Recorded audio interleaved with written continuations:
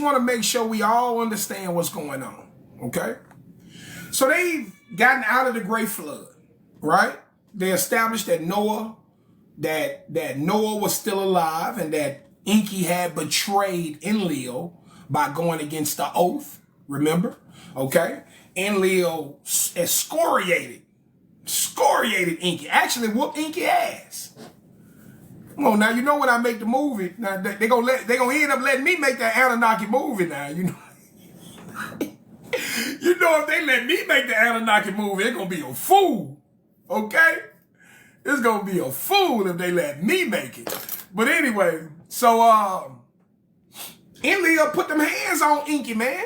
Did he not? He was mad. And Enki said, no, man, you don't understand. This is my son. Enlil said, nigga, that's even worse. You still down here fucking on these humans. What's wrong with you, boy? So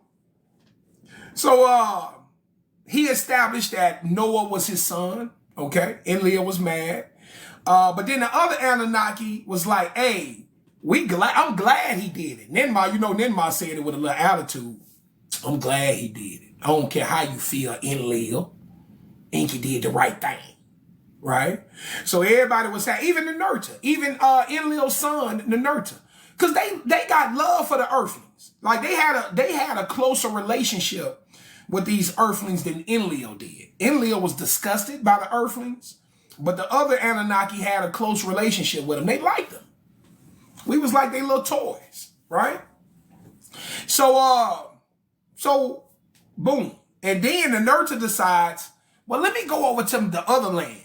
Let me go to where I took Cain's descendants, and let me see what the damage is over there. Okay? So he go over there, and what we call the Pacific Ocean today has now swelled to become the Pacific Ocean that we know today. In their time, it may have been like a Great Lake. Do y'all understand that? I just want y'all to understand, like, in their time, the Pacific, what we call the Pacific Ocean, and lakes are big, don't get me wrong, you know what I mean? But not as big as a sea, right?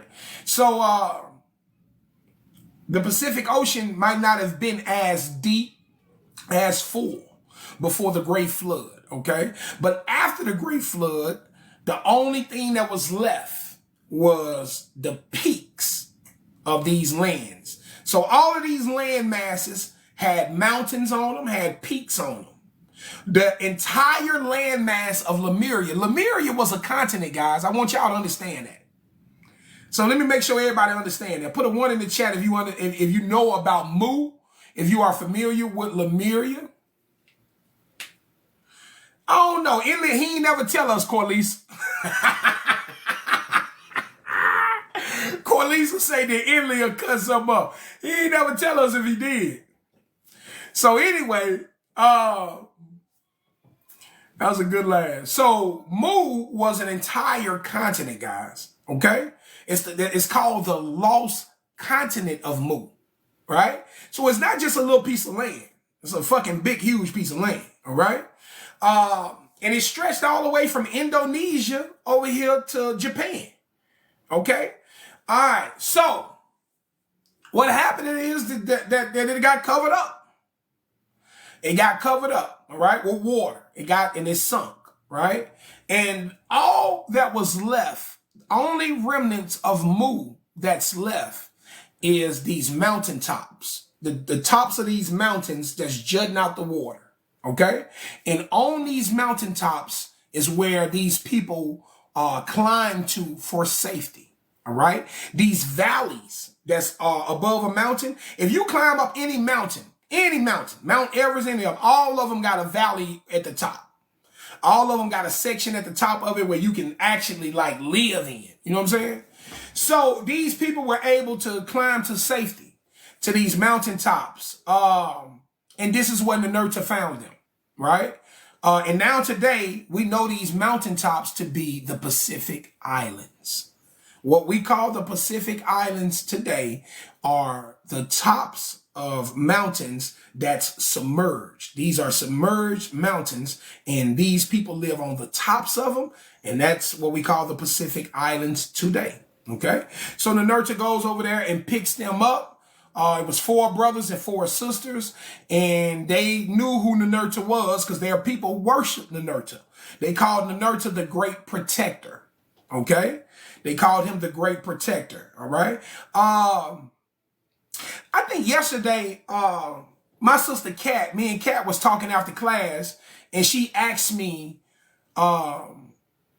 did I think that others had survived, right? And I told her, of course, right? They just don't go into detail about that. Let me make sure everybody clear. If you could climb to safety, you survived. So I'm sure there were many hominid groups, or think about this. Hold on, let me watch this. This is what I want you to think about. Where did we say the white man came from? Where did we say the white man's indigenous home was? What was his indigenous home? If our indigenous home was the ground, the land, the jungles, what was his indigenous home? I'm going to show you why some of these, okay, there you go. There you go. They was in the caves and the mountains. So of course they survived. They was up in the Zagros Mountains. They was up in the Caucasus Mountains. They was in the caves. They was already in safety. It's just that when the Anunnaki telling this story, they tell the story from the perspective of what's in front of them. So they ain't worried about what's up in the mountains and the caves. They talk about what's in front of them. And if you're talking about Eridu, if you're talking about Eridu and you're talking about the Abzu, that's all they're focused on. Do y'all understand that? Put a 1 in the chat if you understand that. Their perspective is based on what was going on in Eridu and the Abzu, not what was going on in the mountains all around the world. Okay, cool. I think we get it now. So, of course, others had survived. Just like I told y'all, watch this. Just like I told y'all, they told us that the Great Flood was a worldwide flood. So they made us think that the whole world flooded. No, this was the whole world. Let me show y'all what they considered the whole world at that time.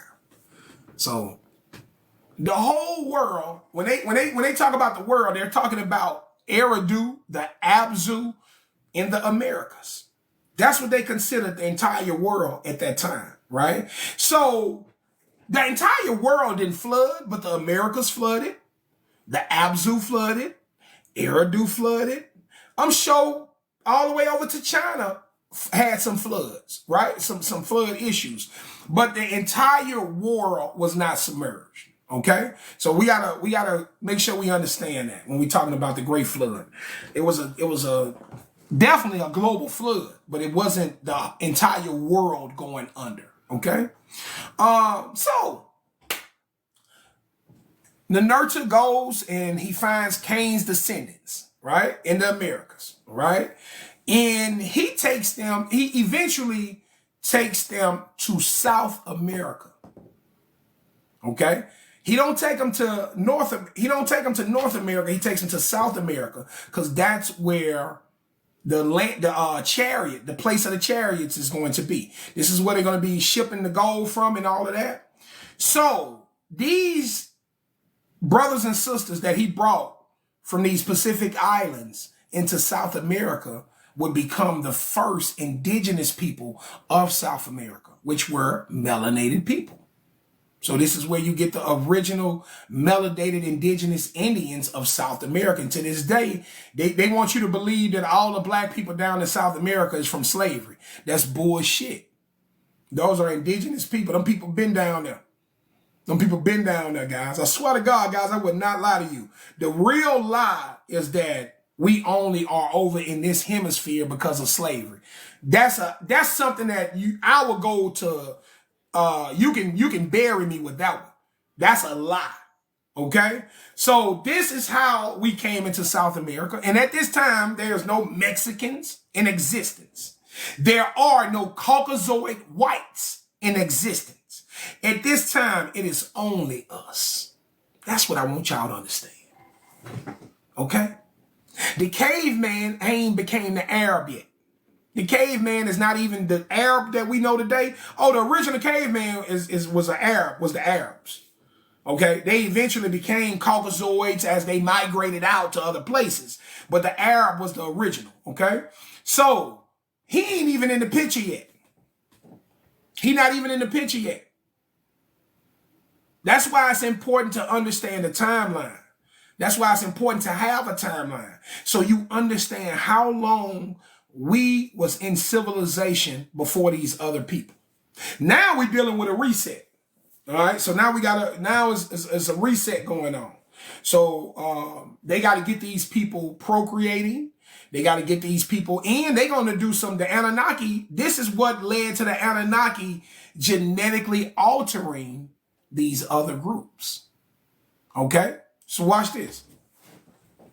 So now, after the Great Flood, they got an issue with workforce.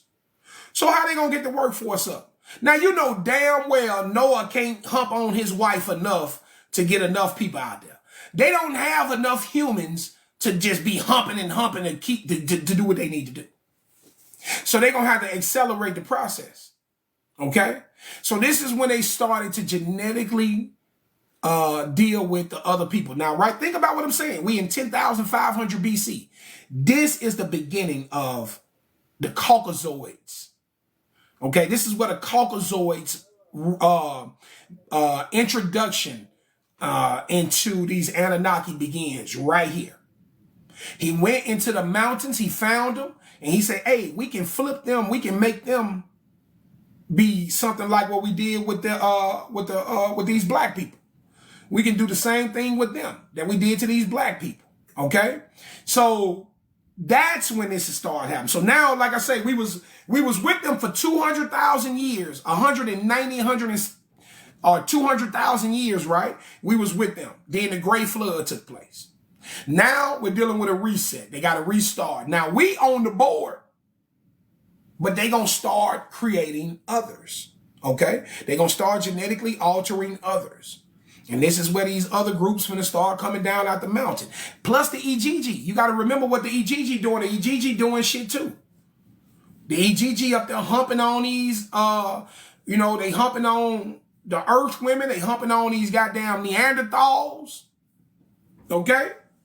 So you got to, take all of that in accountability. All of this shit was going on at the same time. It wasn't just us and the Anunnaki and that's it.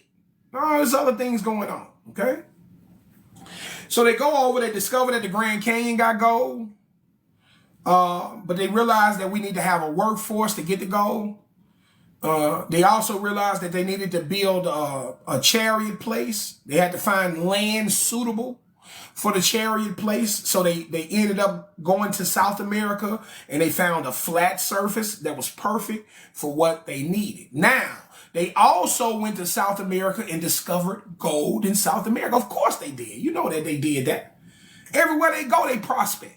You know what I'm saying? You getting ready to see that, okay? He's going to find gold in Lake Titicaca.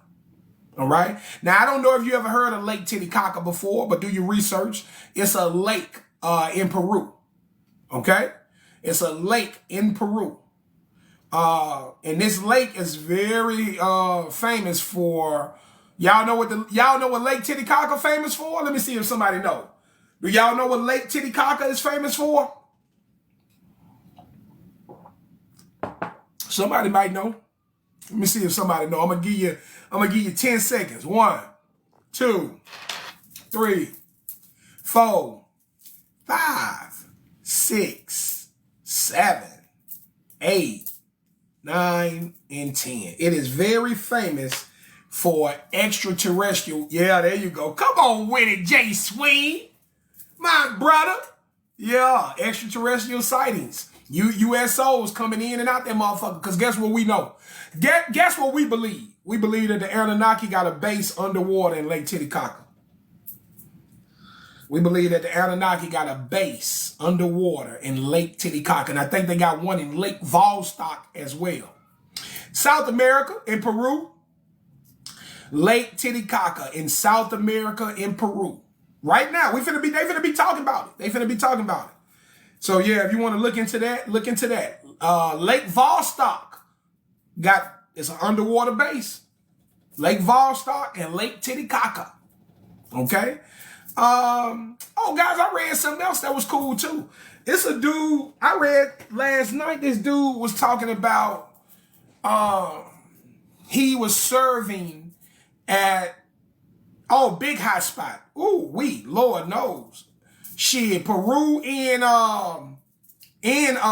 Brazil. Peru and Brazil. Hot spots. So check this out. A dude, I came across an interview last night.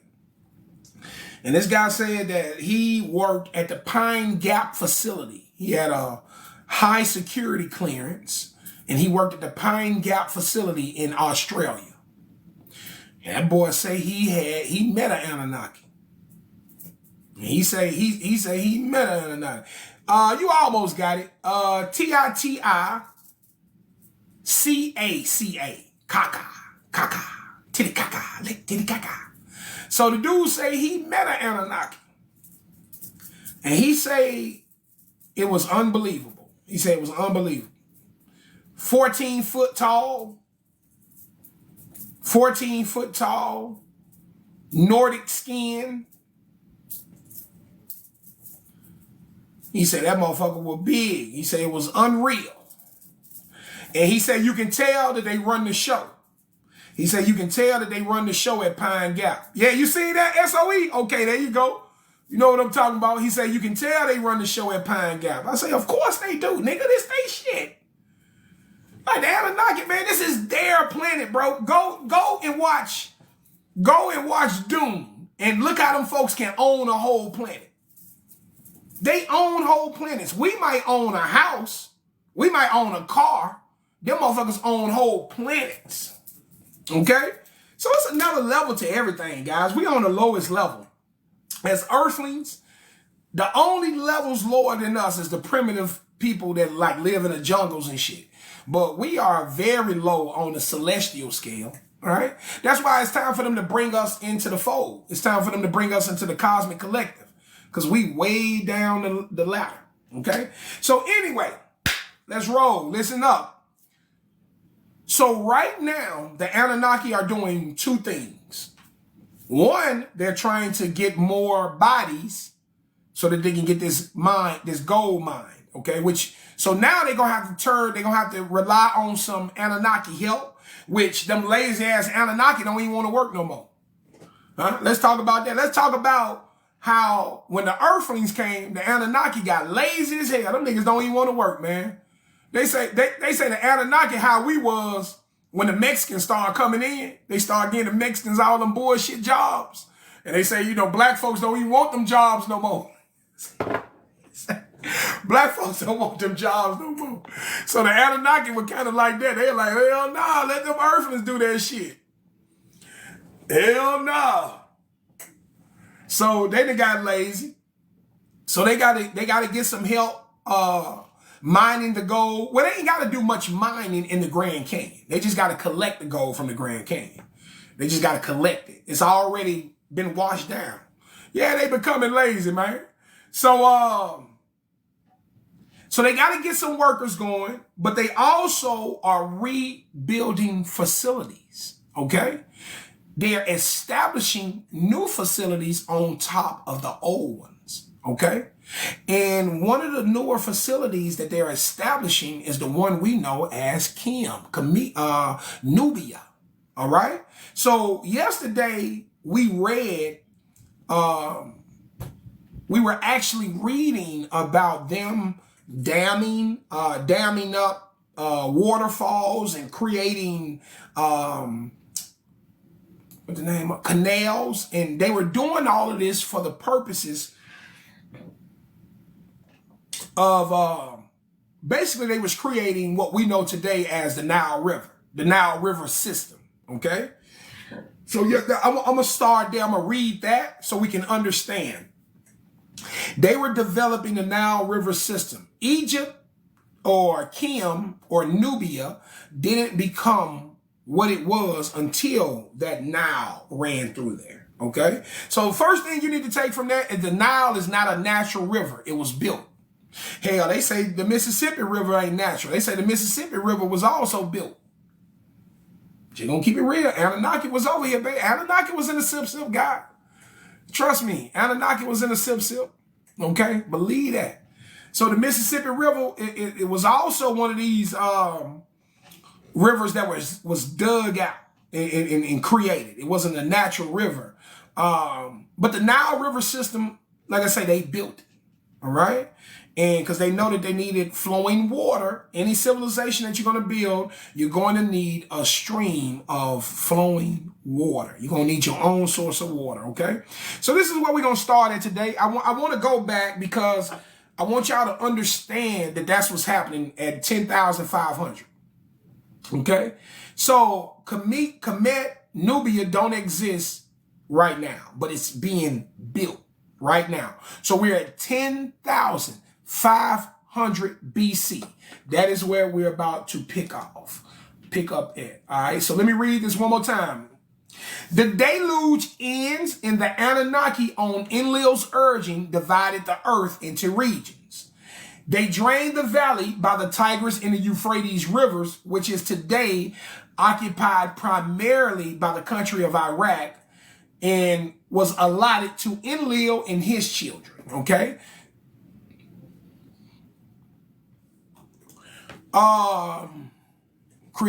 They was just like us creating new firmaments. Well, they was just the damming and the diking is what created the river system. So that's all that they was doing. Okay, they was just creating the river system. That's what they have to do in order to control the flow of water. They have to dam it, dike it, so that they can control how it flows. Okay.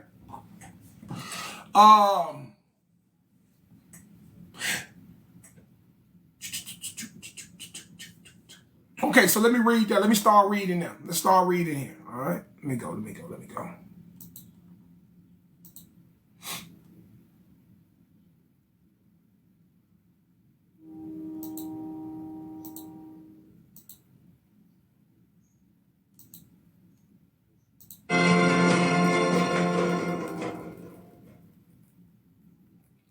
In the peninsula chosen by the Anunnaki, the heavenly ways of Anu and Enlil on earth were reflected.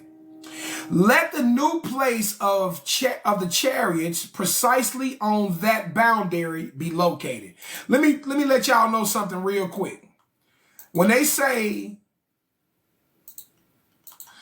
okay, let me read this again. In the peninsula chosen by the Anunnaki, the heavenly ways of Anu and Enlil on earth were reflected. So let me explain that right quick. Okay. So do y'all remember when Enki was creating the constellation sciences, when he was talking about how he's taking how he's going to take a group of stars and this is going to represent this constellation. So when Enki was establishing the constellation science, he established 3 different paths: the way of Anu, the way of Enlil, and the way of Enki. Okay. Now, these are the constellations that's above us, right? So when they said, let me explain so everybody understand what's going on. So when they said the heavenly ways of Anu and Enlil on earth was reflected, they're basically saying that every installation they built, they aligned it with the constellation. Y'all understand that? So you've heard people say the Great Pyramids are aligned with Orion. Put a 1 in the chat if you've heard that before, that the Great Pyramids of Giza is aligned with Orion, right? The star system, right? They aligned it with the star system, okay? So that's what they're telling you right now. The way of Anu and the way of Enlil are constellation paths. Those are other constellations. We got the way of Enki. That's our solar system. The way of Enlil. If I pull up that solar system map that I got, it can show you this better. So what they're saying is every installation that they build is going to be aligned with some constellation, whether it's the constellation of Enlil or the constellation of Anu.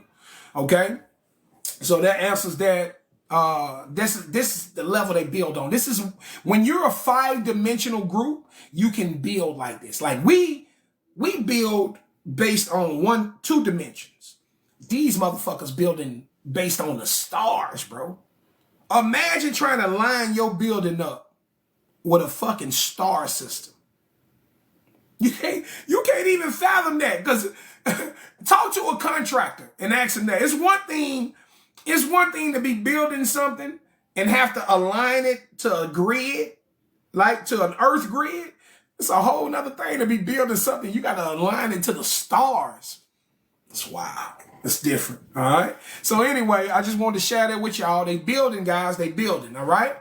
In the peninsula chosen by the Anunnaki, the heavenly ways of Anu and Enlil on earth were reflected.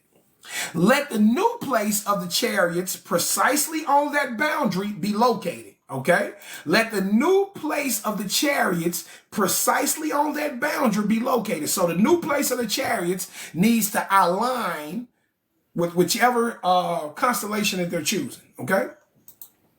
Let the heart of the plane, let the heart of the heavens, the planes reflect. Let the heart of the heavens reflect the planes. Okay? Once Enki agreed, Enlil from the skies took measurements. So he taking measurements from the sky. Because in order to build this, you got to measure from the sky. Okay? Let the landing place in the Cedar Mountains be a part of the facilities, he said. The distance between the landing place and the chariot place, he measured. Got to explain this. So, they in South America, right? But he just said, let the landing place be a part of the measurement. Let the landing place in the Cedar Mountains be a part of the facilities, okay? So let me explain that. They all the way into South America. But they want this facility in South America to also align with the facility that they got in the Cedar Mountains in Baalbek. Okay? Now, how do you think they did this? Well, they use longitude and latitude. There's, if you know anything about the Earth is measured in degrees. Okay? The 30th degree, I think it's the 30th degree parallel. Okay? So check this out. Yeah, it's crazy. It's just complex, but it's amazing. So they were able to build all of their structures on I think it's the 30th degree, my love. I don't think it's the 30th. I think it's the 30th degree parallel. Let me make sure. I want to say it's the 30th degree parallel.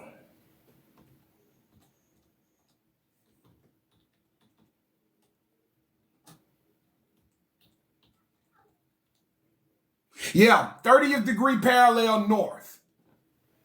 Okay, awesome. Yeah, oh shit, this is crazy. And that's exactly what it's showing too. Oh man, look at this picture right here. This is amazing. Damn, I wish I had this picture to show y'all. Oh, I'm so mad. I ain't got this picture to show y'all. I used to have this picture. Ah, I'm so mad. I'm so fucking mad right now. Let me get this picture. Let me see if I can get this picture. What would I have to do to get this picture?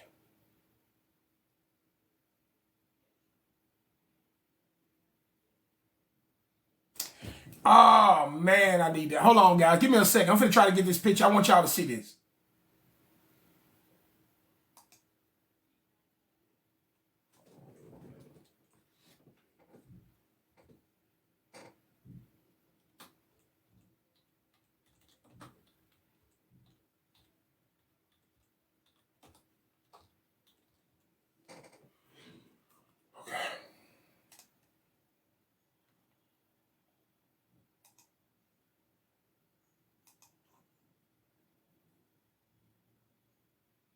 Give me just a second. I'm gonna have to go to my email because I want y'all to see this. Get an understanding of the complexities of these people.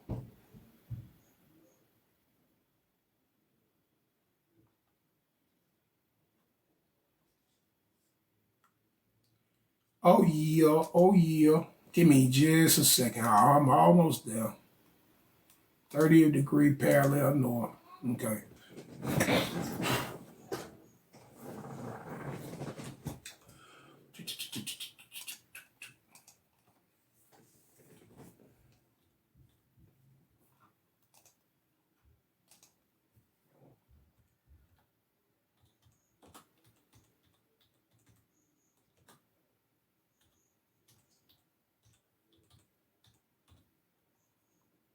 The Anunnaki know they need to come holler at me, man. Show me some love, dog. Send Enki. Don't send Marduk. Send my boy Enki. I hit the club with Enki. I hit the club with Enki. For real. Oh, boy, Ink, boy. All right, I'm finna, actually, my brother, I wouldn't even know how to do that because I'm doing it from my PC, okay? I'm on my PC. So let me go to I'm finna drop down. I'm gonna go to my my Gmail and I'm gonna get a screenshot of this and I'll be right back. Give me 2 seconds, all right?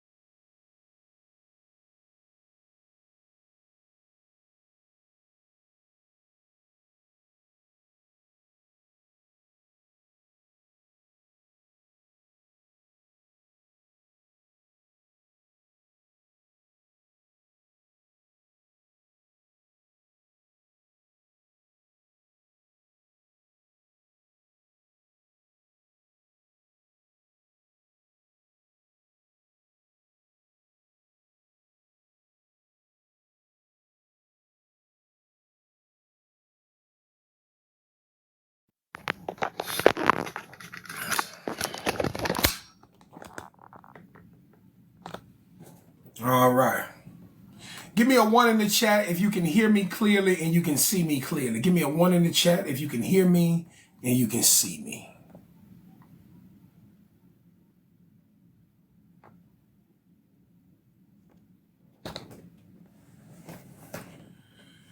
All right. All right, all good, all good. So let's do some geometry. Let's do some geometry. How many of y'all hated geometry in school? I know I hated that shit. I hated geometry. Boy, I used to go off on that teacher every damn day. All right, so let me show y'all how this works.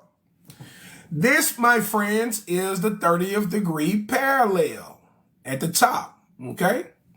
Can we all see that? I don't know. If I tried to like big it up, but y'all see 30th degree north? Can we all see that?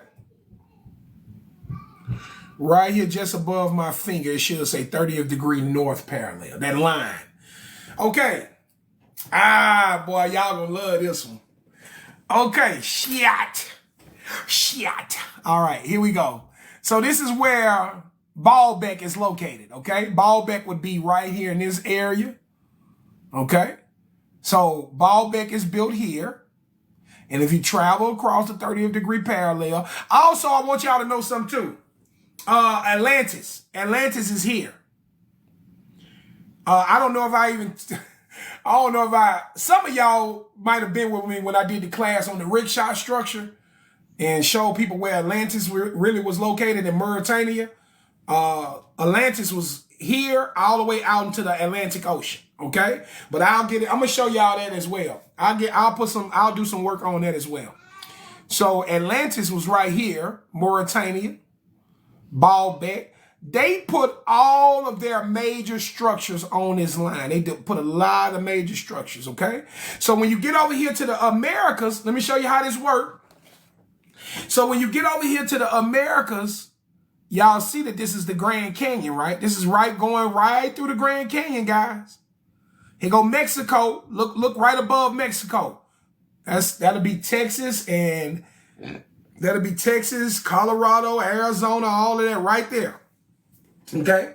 So you say it's off screen?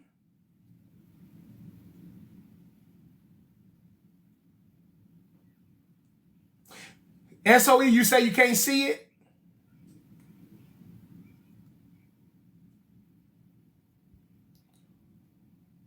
Can y'all see the Americas right here? Right above my finger? Can y'all see the Americas? Right here. Give me a 1 in the chat if you can see the Americas. Give me a 2 in the chat if you can't.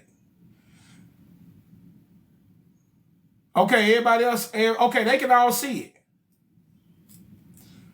I don't know why yours off screen. Okay. I don't know if it's got something. I don't know if it's got something to do with what y'all looking at. I mean, what y'all looking on, like what type of phone or something like that. Well, let me try to do the best I can for right now, and then I will try to figure that out as well. I can't wait till I'm doing this on a stage and doing this with a projector and shit like that, because that's where this is going to, guys. We taking this show on the road, okay? We're gonna take this show on the road. You better believe it. So anyway, here's the 30th degree parallel right here, right? So what I want y'all to understand is they built their major facilities and structures along this line from east to west, okay? So when you get over here, you notice the 30th degree parallel runs right through the Grand Canyon, right through the Grand Canyon. Also up here is where you would find Chichen Itza, Teotihuacan, some of those structures as well. Now, let me show you some Anunnaki geometry. When they say they want to align the facilities, they want all the facilities to be aligned. We're going to make a triangle. So what they did is right here from the 30th degree north parallel, everything the Anunnaki do is with the triangle. Remember I told you they come from the summer triangle. They build triangles. That's what the pyramid is. Things of this nature. So anytime they're doing anything geometrically, they use the pyramid as a measurement of distance, or a measurement of alignment. I'm sorry, as a measurement of alignment, okay? So what they did is, from this facility, from here, from the 30th degree parallel, if you come down here, okay, we'll be down here in Peru. And then if you take it from Peru, because I'm looking at it on my screen, okay? I'm trying to explain it to y'all as I'm looking at it. So what they did was they drew a line from here to here, down to here, and then back to here, which makes a perfect triangle, okay? From here to here, back to here. So the Baalbek facility, the Grand Canyon facility, and the Peru facility all fits in a perfect triangle. That's what they did. They created a perfect triangle. And let me show y'all something. I'm going to tell y'all something else, some other shit. Think about this. Think about the concept of the Bermuda Triangle. Think about why it's called the Bermuda Triangle. Okay? So a lot of what they do, a lot of what they do, man, for some reason they use the triangle for everything, okay? So, that's where we get the Devil's Triangle. We got the Bermuda's Triangle. It's called triangulation. Is that the right word for it? I think the process of using that is called triangulation, okay? Triangulation, all right? All right, so I'm still fine-tuning this shit, guys, okay? I'm still fine-tuning it, all right? But check it out. It's amazing, right? But that's how they build. So they build in 3 dimensions on the ground, and then they align it with the stars, which takes it into the 5th dimension. Because once you start building from the sky down, Now you're going into the fifth dimension. Birds are four-dimensional creatures because they can fly. Okay, please do your research on this, because birds don't see the world the way we see the world.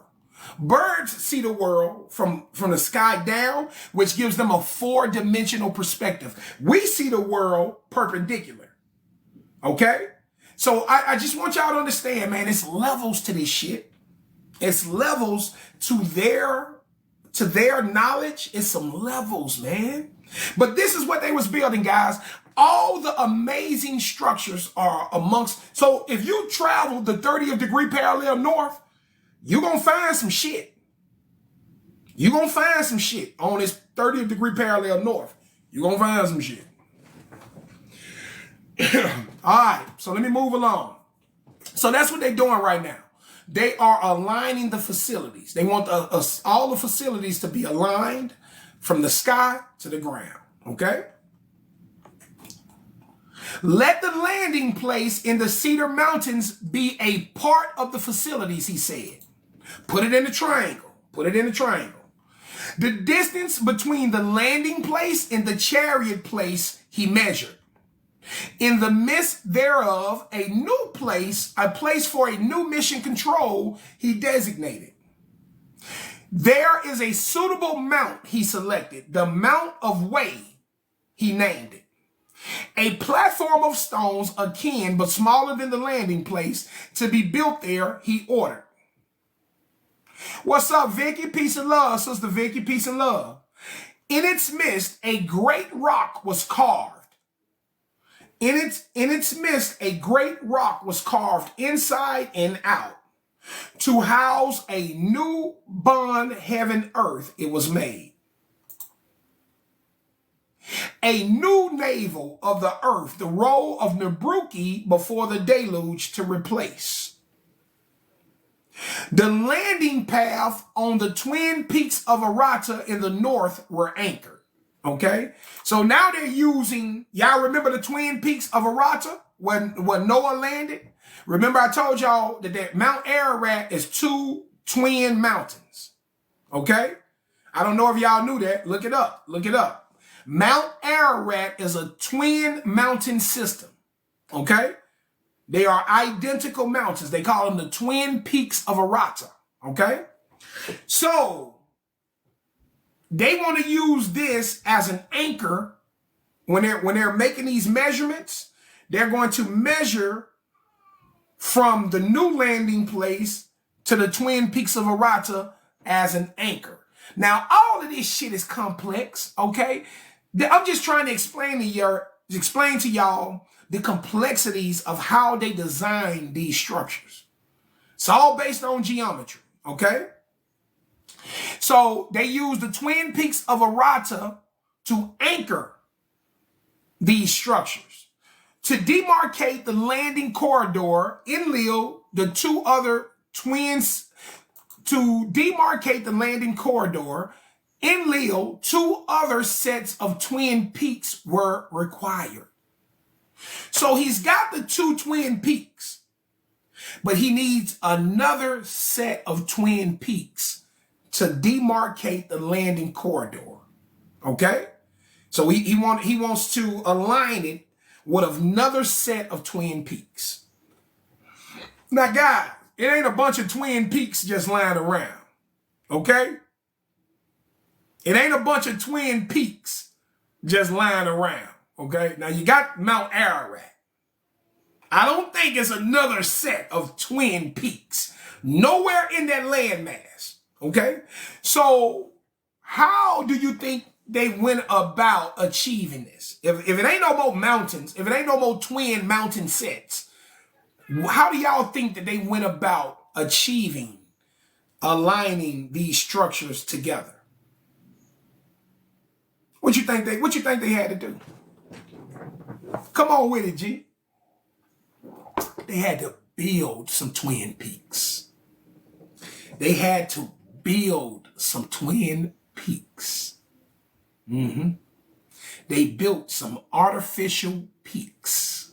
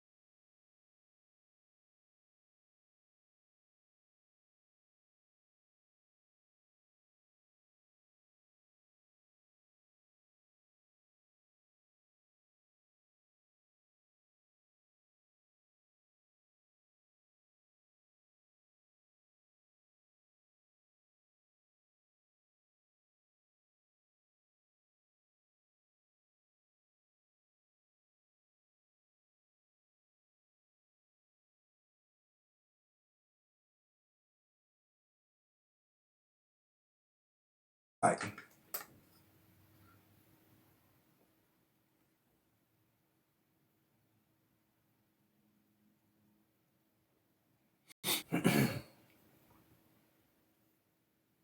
recognize these, right? Look just like some mountaintops, don't it? Look just like some twin peak mountaintops, right? Y'all recognize these things, right? If you need some artificial twin peaks, y'all recognize these guys. Now, this is not the only reason this structure was built, but it's one of them. It's one of them, okay? So these are the twin peaks that they need to design. These are the twin peaks that they're about to build to align with the twin peaks of Arata, okay? To complete the alignment, okay? So let me read this again, and then we're going to get into that. The landing path on the twin peaks of Arata in the north were anchored. To demarcate the landing corridor in Leo, 2 other sets of twin peaks required.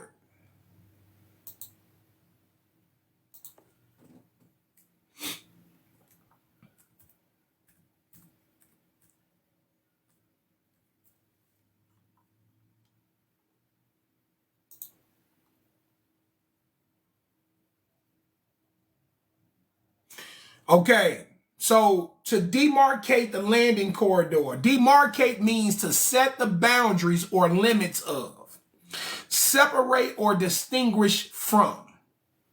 Plots of land demarcated by barbed wire. Y'all get it now? So this was they wanted to make a boundary. They wanted to make sure we know what the boundary was, okay? So from the twin peaks of Arata to the demarcation point, which is going to be Giza, is a boundary. So they was creating a boundary within this alignment, all right? So that's what demarcation is, setting a boundary, all right?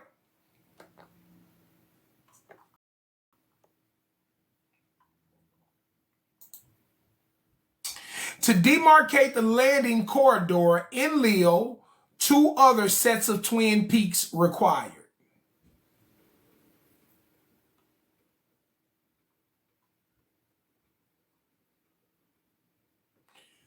To delimit the landing corridor's boundary, ascent and descent to secure. In the southern part of the desolate peninsula, a place of mountains, twin adjoining peaks in Leo selected. On them, the southern delimit he anchored. Where the second set of twin peaks was required, mountains there were none. Okay, remember I told y'all there ain't got no other. It ain't no other twin peaks. He ain't just got no twin peaks laying around. Okay, so he says there was no other sets of twin peaks. Only a flat land above the water-clogged valley from the ground protruded. This is the flat land. Okay, only the flat land above the water-clogged valley from the ground protruded.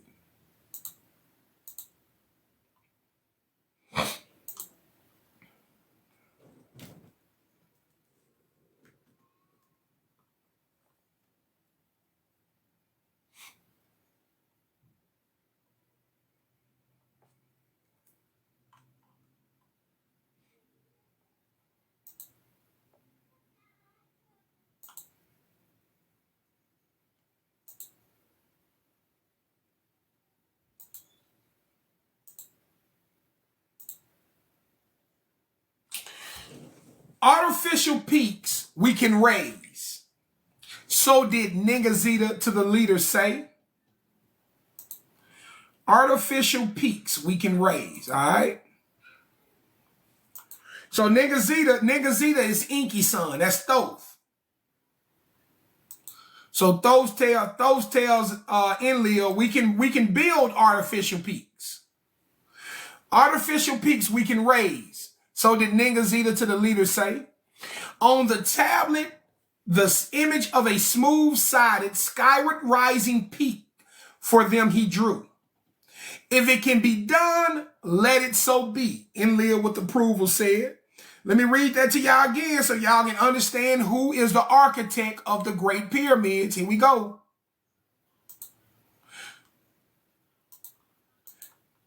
Artificial peaks we can raise. So did Ningazita to the leader say. Ningazita. On a tablet, the image of a smooth-sided, skyward rising peaks for them he drew. Okay?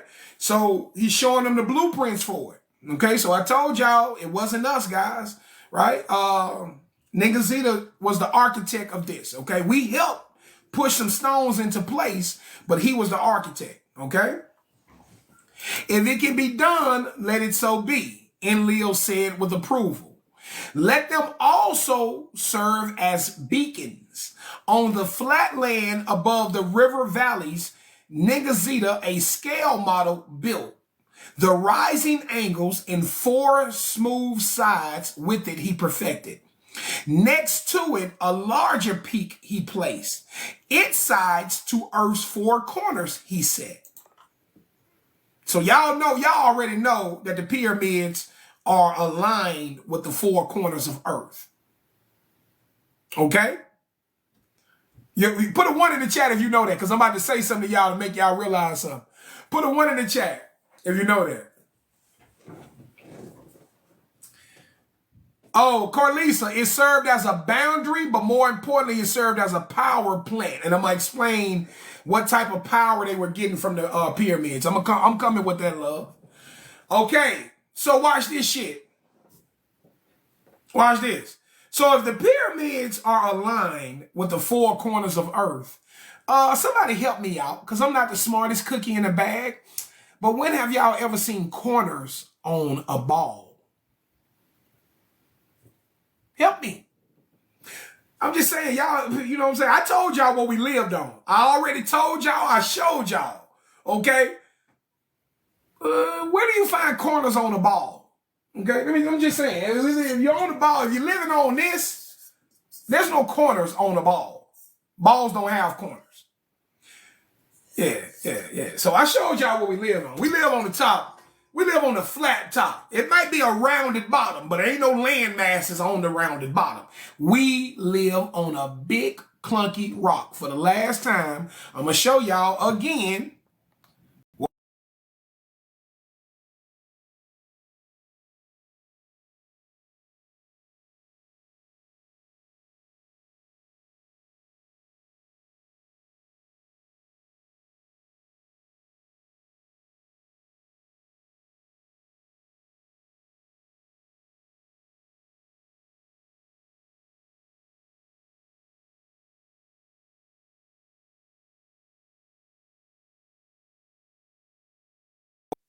Hold on. Before I get to that, let me get this. Oh, check this shit out, gang. There it is right there. This everything we was just talking about. Hold on. That's showing you how they built it. Look, before I show y'all what we live on type shit, let's read this. Look at this. After the deluge, they chose the Sinai Peninsula for a new landing strip and port facilities. They picked Mount Moriah, Jerusalem, for the new mission control center. Enlil, the Anunnaki commander, placed the new control center. He drew a line from the landing platform in Lebanon, which had survived the deluge, in Mount Sinai on the peninsula. Where this line crossed the 30th parallel, just like I just told y'all, where this line crossed the 30th parallel, he housed the equipment to talk with spacecraft in the B room. Check this shit out. So now you can see the level of complexities that they were building with, okay? Damn, that was cool. I didn't even know I had that in here. All right, they go to 30th degree parallel. Y'all see the 30th, and y'all can see that the Great Pyramids is on the 30th degree parallel. Y'all can see that, right? Let me go down here. Here's Mount Ararat. Here's the twin peaks of Mount Ararat. Well, didn't I tell you? Follow it down to the triangle. Because is the 33-degree parallel? The 33-degree parallel is famous for some. Plus 33 degrees are synonymous with Masons. So you probably was thinking about that. Okay, so if you go here, okay, that's the 30th degree parallel. There's the Great Pyramid. I told y'all all of the major structures sit on that 30th degree parallel. That's amazing right there. All right. Screenshot that if you need to. If you want to screenshot that so you can understand that. If you want to take a screenshot, feel free. I got to move.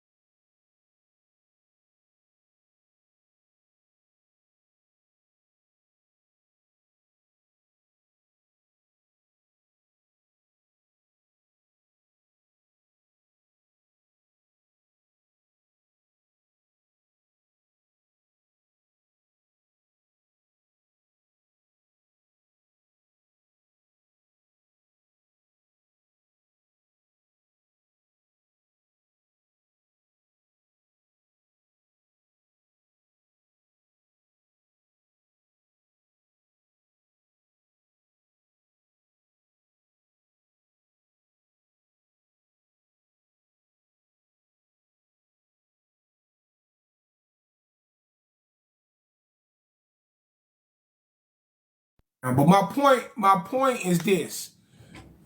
There are no corners on the ball, okay? There are no corners on the ball. We live on the top of a rock. We live at the top of a rock. It has ebbs and flows, but we live on the top of a rock. And there are corners on this rock, okay? So they just told you right there, guys, there are no corners on the circle. So we can't live on a ball. I don't give a fuck if it appears to be a ball. We don't live on the ball. That's just the facts of it. All right.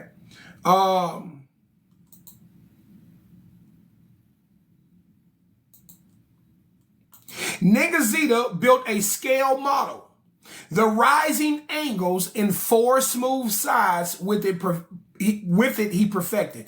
I don't know if you guys know the pyramids that we see today. That's not how the pyramids look in olden times. If you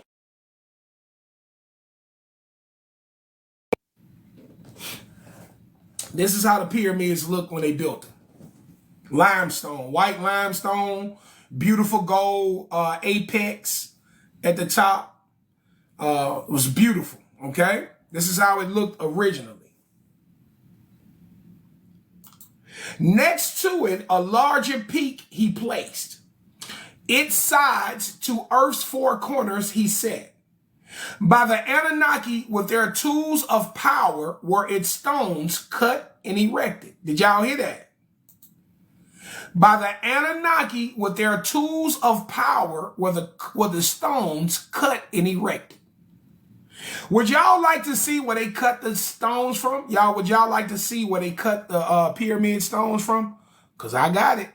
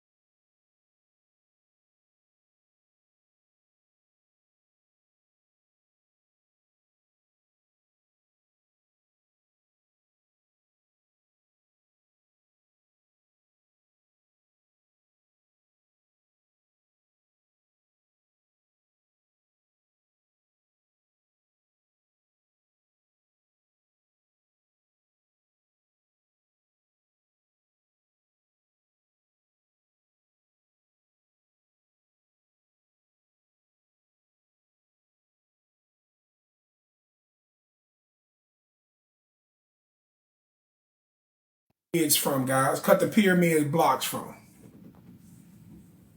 Read them in week. Look how big them stones is, gang. Look at take some time and look at them stones, gang. Look where they cutting them from. Stone's huge, man. I don't know. I think people be thinking that the pyramids is some little small. Yeah, right? Yeah, man. Come on, man. Shit. And think about this, Heaven Year.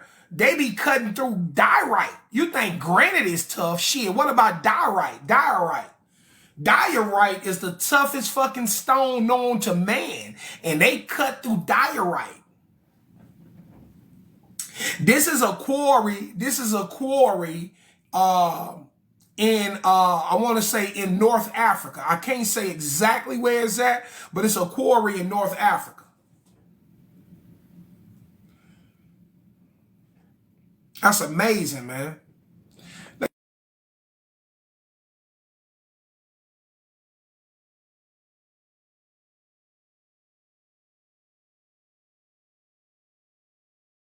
Another picture of that. Right? Look at this shit. Look how smooth that is. This one right here, this one of the ones they cut and left. Look how smooth that is, man. That's crazy. They chopping that shit straight out the mountain, G. Come on now.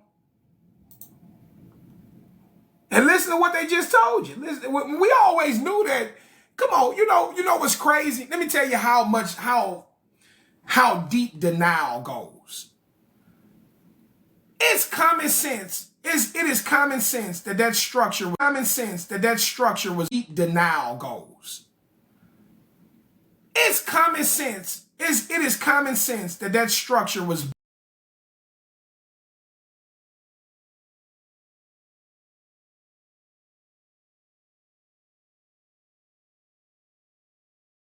built. It's common sense that these structures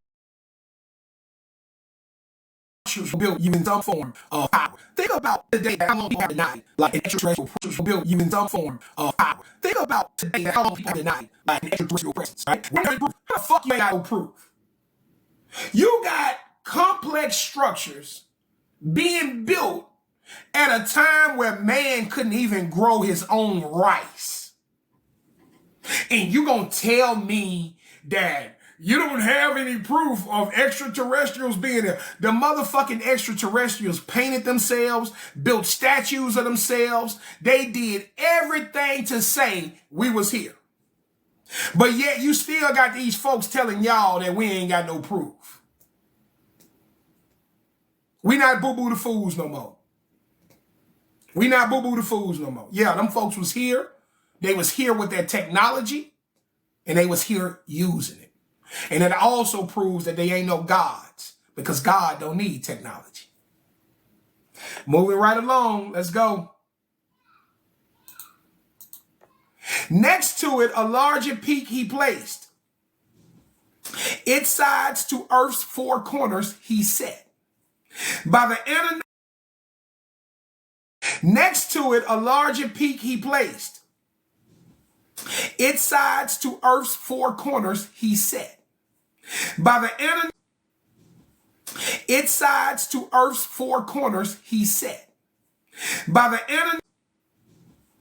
Its sides to Earth's four corners he set. By the internet.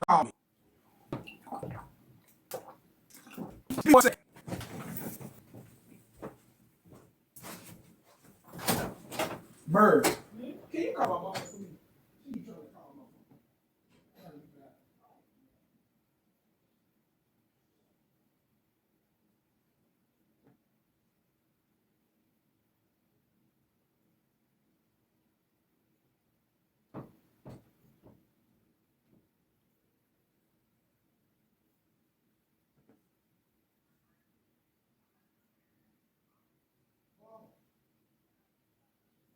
Hey, mom, I didn't call you all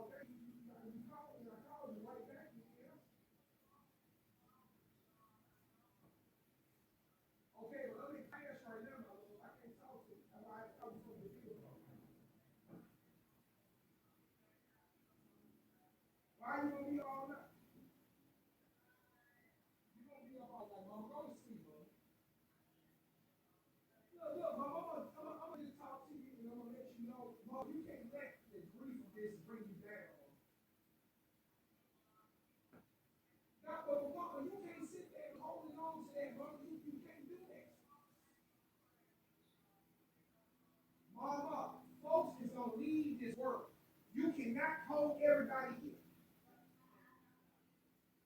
But you can't let yourself fall into some depression. Ain't gonna help nothing. And that don't prove you love somebody, mama. That's just all it's gonna do is hurt you. Don't be selfish. Shit, Merc needs your help right now. Merc going through pain. All right, okay. All right, mom. All right, mom. I'm gonna call you tomorrow, my love. I'm gonna call you tomorrow. I love you too. This is shit I'm talking about. This is shit I'm talking about right there. Like man, look. That's the shit I'm talking about. Hey man, let me tell you something. That is my wrong excuse for all the people who saw my training.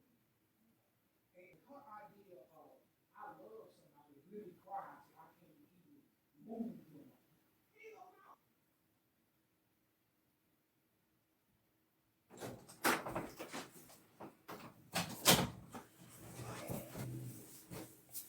All right, sorry about the game. I ain't gonna do more interruptions. Okay? So let me take that a little bit.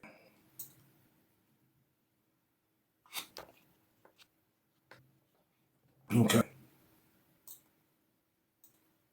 I gotta do some editing tonight. Before I upload this, I gotta edit it. Okay. So I guess we'll go here. Next to it, a larger peak he placed. Its sides to Earth's four corners he set. Everybody can hear me now? Give me a 1 in the chat if y'all can hear me and you can see me clearly. If you can hear me and see me clearly, give me a 1 in the chat.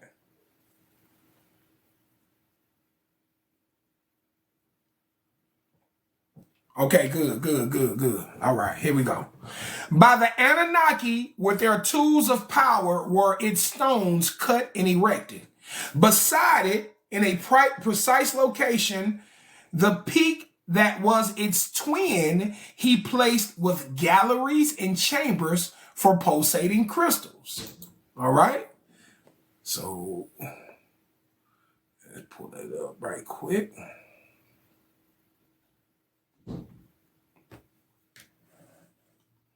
All right. So y'all know about the chambers, the king's chamber and things of this nature inside the pyramids, okay? Listen to what they telling you. They telling you what they was using it for. He says, with galleries and chambers for pulsating crystals. He designed it. Okay, so let me say this before we step another step. People keep asking what the pyramids were used for. The pyramids was a power source, but it's not, when you ask what it was used for, it's not just the generating power. It's what they did with the power, okay? To understand what they were doing, guys, these guys, the pyramids was a stargate. I'm going to go and let y'all know. The pyramids was a stargate. It was a power plant and a stargate, okay? The way it works is, if you can reach a certain frequency, what they call like gamma wave frequency or something like that, if you can reach a certain frequency, they can activate the pyramid in a way where you can basically astrally project yourself out into the cosmos. Okay, so basically, you know what I'm saying, they can open up a stargate and you can travel astrally through the stargate. Okay, so these was one of many of the reasons for the pyramid. The pyramid could actually harness the power of stars when properly connected. It can harness the power of stars. Yeah, beam me up, Scotty. Come on with it. So check it out. So it's a lot of complexities to what they was doing with it, but it was a power source and it was a stargate. Okay, these things we know for sure, okay? When this artful peak to the heavens rose, to place upon it the capstone, the leaders were invited. Of electrum, an admixture by Jibble fashion, was the apex stone made. The sunlight to the horizon it reflected. By night, like a pillar of fire it was. The power of all the crystals to the heavens in a beam it focused. Didn't I just tell you that? Didn't I just tell you that? Let me read that again. Listen to this. Listen to it. I just told you that. So they talking about when they put the apex stone on top, right? The sunlight to the horizon, the apex stone reflected. By night, like a pillar of fire it was. That's how bright it was. Looked like a pillar of fire. The power of all the crystals to the heavens in a beam it focused. The power of all the crystals. Hold on, let's do this right. Hold on. The power of all the crystals to the heavens in a beam. Got stuck. The power of all the crystals to the heavens in a beam it focused. When the artful works by Ningazita were designed and completed, completed and ready, the Anunnaki leaders, the great twin peaks, entered. At what they saw, they marveled. Eker, house which is like a mountain, they named it. Okay? House is called the Eker. That's what the pyramid structures were called. The Eker, house which is like a mountain. They named it. A beacon to the heavens it was. That the Anunnaki survived the deluge and prevailed, it forever proclaimed. So like I say, I got to go with what they say. So I'm all for that 26,000 year shit. I think Quebec, yeah, exactly. Heaven year, that's exactly what it do, man. Heaven year, well, we got to always remember, bro, these dudes on a whole nother level, man. The shit we see in the movies, they could do that. All that shit we see in the movies, they could actually do it. Okay? So we got to always remember that. All right? But listen, check this out. So what I know now, guys, is this is what I know for sure. Quebec is one of their older sites. Quebec was buried because they knew that the Great Flood was coming. Ooh, you know why I love that? You know why I love that? Because don't nobody know why Quebec was buried.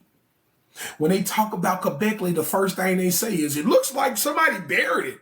It looks like it was buried on purpose. That's what the white boy is saying.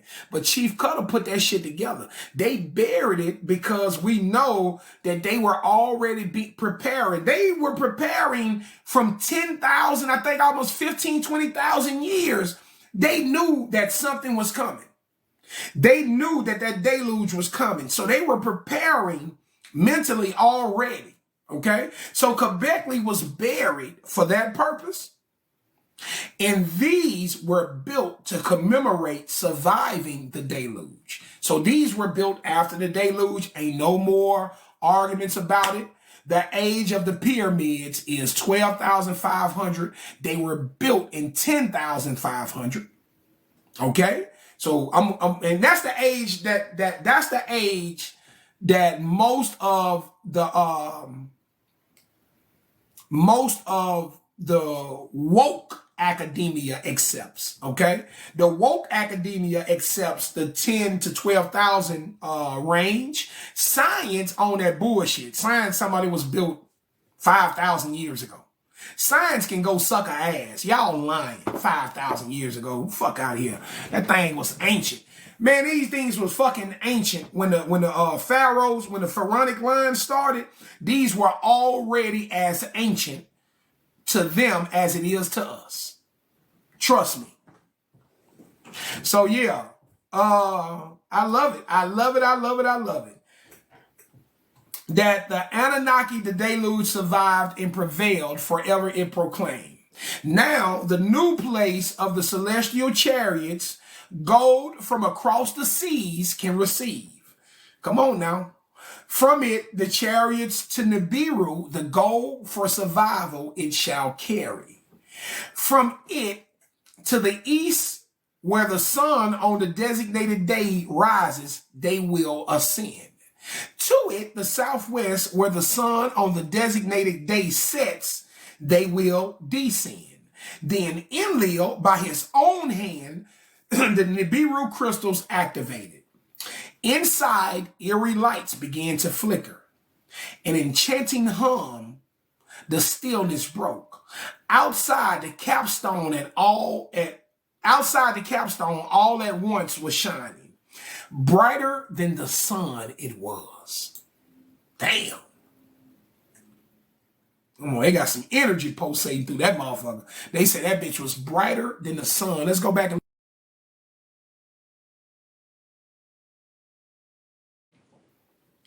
brighter than the sun. You understand? The multitude of assembled Anunnaki, a great cry of joy uttered. Ninmah, by the occasion moved, recited a poem. My girl Ninmah was so moved, she got up and grabbed a mic and spit some bars. Ninmah said, give me a beat. I'm finna spit bars. House that is like a mountain. House with a pointed peak. For heaven, earth, it is equipped. The handiwork of the Anunnaki it is. Damn, Ninmah, you gonna rhyme a word? House bright and dark, house of heaven and earth, for the celestial boats it was put together. Okay? So here we go. Listen. There go another reason. Yeah, she grabbed the mic. She grabbed the mic. So that's another reason. Okay? So it's also a new landing place on this side. So they got a landing place across seas. The pyramids became a new landing place for the celestial boats or the celestial chariots. By the Anunnaki built house whose interior with a reddish light of heaven glows. Built by the Anunnaki. We need to stop the bullshit. Built by the Anunnaki, okay? A pulsating beam that far and high reaches, it emits. A pulsating beam that's far and high reaching, it emits. Lofty mountains of mountain,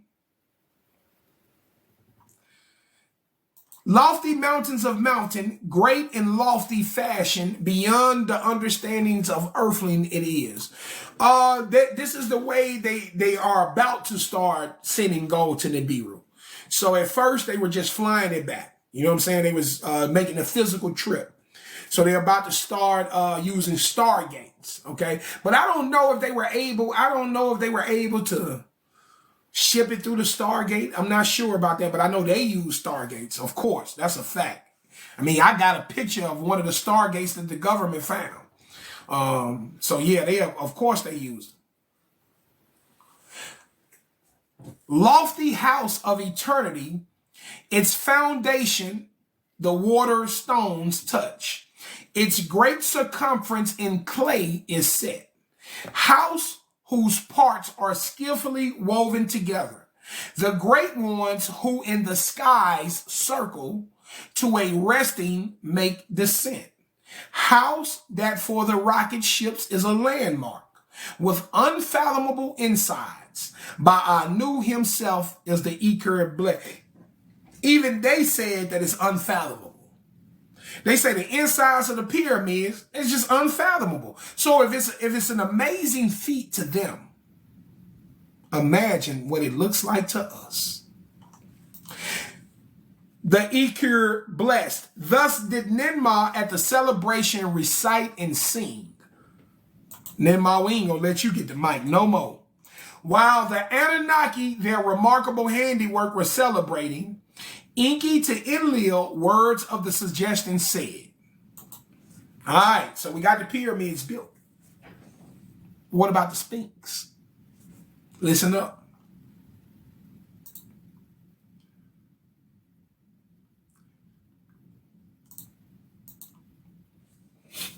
While the Anunnaki, their remarkable handiwork, were celebrating, Enki to Enlil, words of suggestion said, when in future days it will be asked, when and by whom has this marvel been fashioned? They knew, they say in the future, they say they knew y'all were going to ask. They knew y'all was going to ask who built it. Who built it? So listen up. Let us beside the twin peaks create a monument. The age of the lion, let it announce. The image of Ningazita, the peak's designer, let its face be.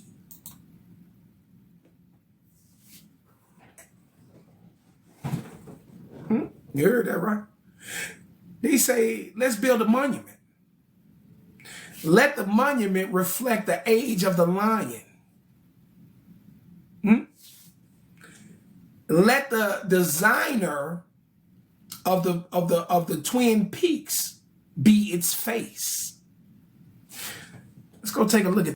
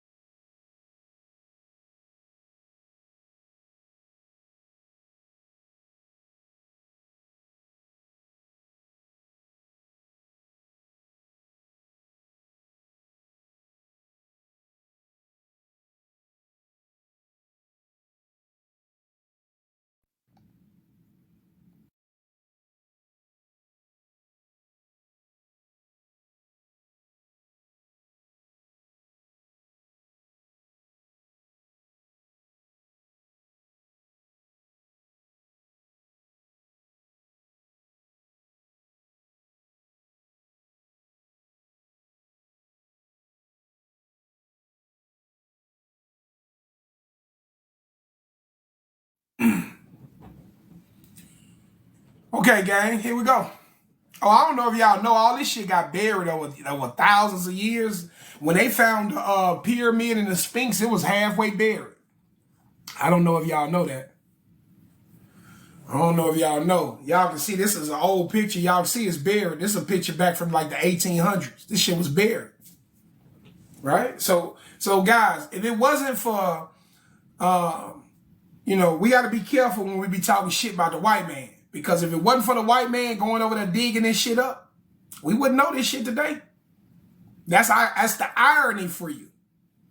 That's how ironic things can be in life. If it wasn't for the white boys who went over there and dug it up, we would not know it. Okay? This shit was underground. They dug this up. They dug this up just like they dug them damn tablets up. You understand? All right, so let me make sure y'all understand some things from me. Real quick, I want y'all to notice two things. Do y'all notice that the stonework here is lighter than the stonework on the face?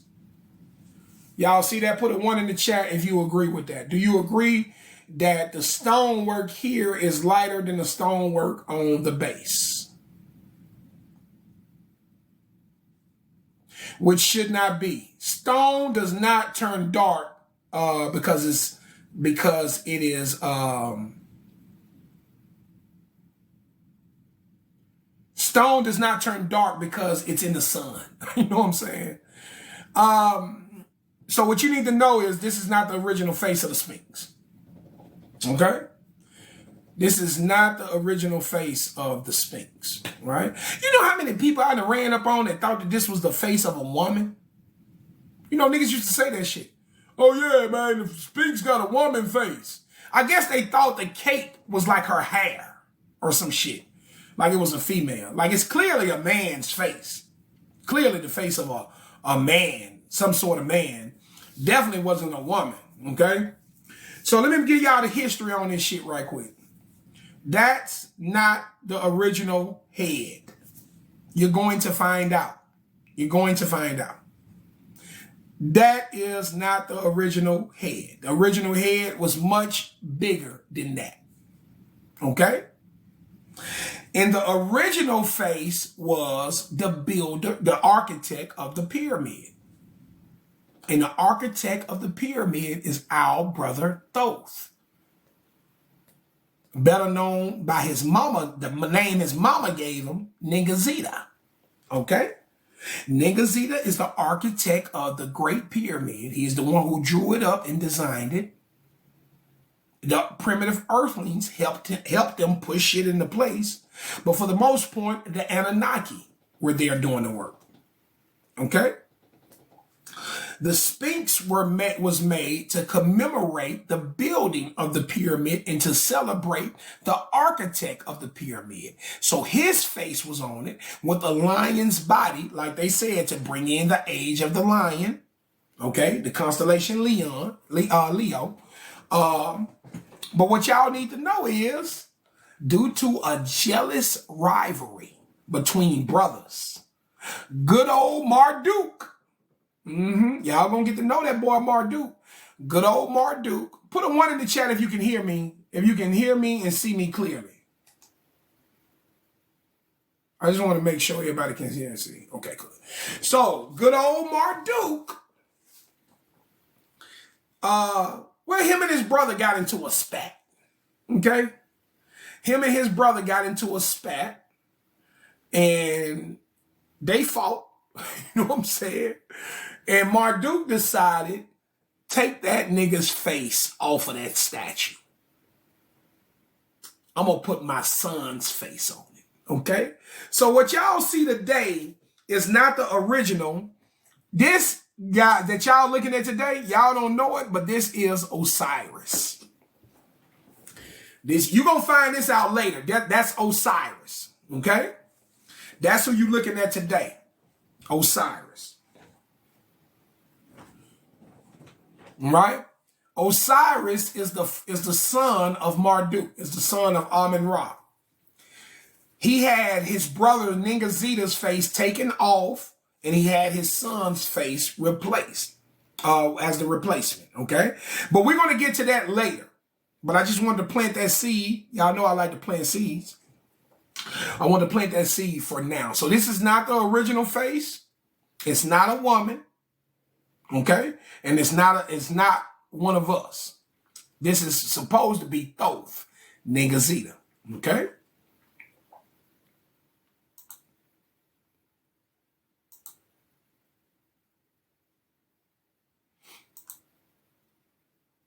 When in future days it will be asked, when and by whom has this marvel been fashioned? Let us beside the twin peaks create a monument. The age of the lion, let it announce. The image of Ningazita, the peak's designer, let its face be. Let it precisely toward the place of the celestial chariot's gaze. When, by whom, and the purpose, let it to future generations revealed. So did Enki to Enlil suggest. To the words, Enlil consented. Into Enki he said, of the place of the celestial chariots, Utu must again be the commander. Let the gazing lion precisely eastward facing, with Ningazita's image be. When the work to cut and shape the lion from the bedrock was proceeding, Marduk to his father, Enki, words of aggrievement said. Okay, so listen. They cut this motherfucker from the bedrock. They carved the bedrock up. Who is that in the box? Somebody trying to come in the box? This class. I don't know.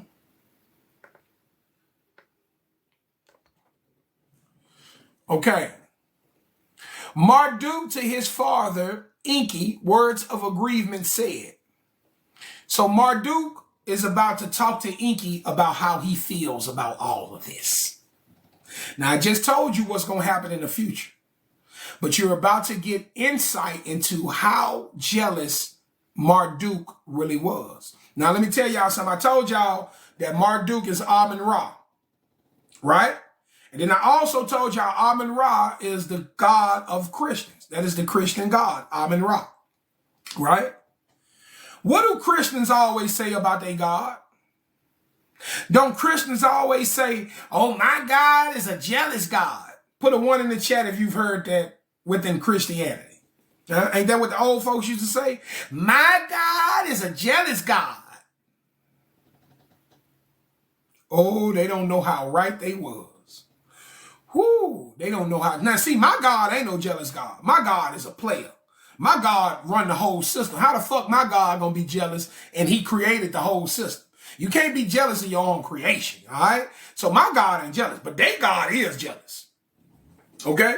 So let's meet they God right now. You finna get your first taste of how jealous this nigga really is. Check this out. Marduk to his father Enki, words of agreement said, to dominate the whole earth, you promised me. Now command and glory to others are granted. Without task or dominion, I am left. In my erstwhile domain are the artifice mounts situated. On the lion, the image mine must be. He said, Dad, you promised me everything, but I see everybody else getting stuff. I ain't getting nothing. My face need to be on that lion. Huh. Crying and whining. Jealous of his own brother. And Nigga Zeta been putting in work. Like, Nigga Zeta deserved this. Nigga Zeta was part of the original genetic team. Nigga Zeta been putting in work. By these words of Marduk, Nigga Zeta was angered. The other sons was also annoyed. Listen to this. This is why his brothers don't fuck with him. He the brother that the other brothers don't fuck with. By these words of Marduk, Nigga Zeta was angered. The other sons was also annoyed.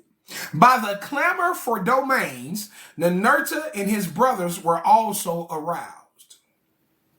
Lands for themselves and devoted earthlings, everyone was demanding.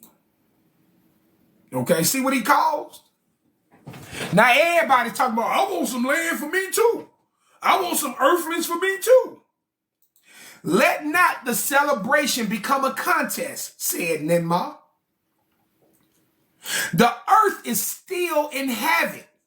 We Anunnaki are few. Of the earthlings, there are only a few survivors. Like these niggas, let me tell you something.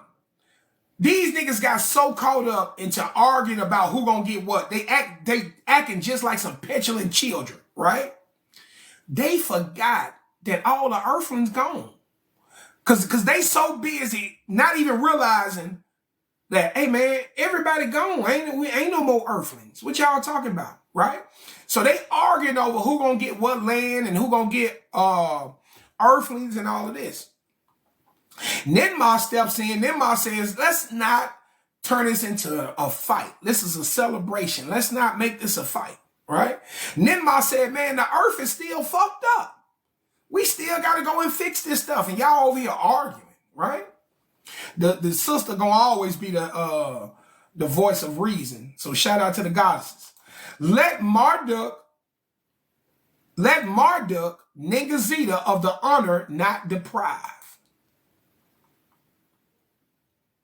I hate when this thing started jumping.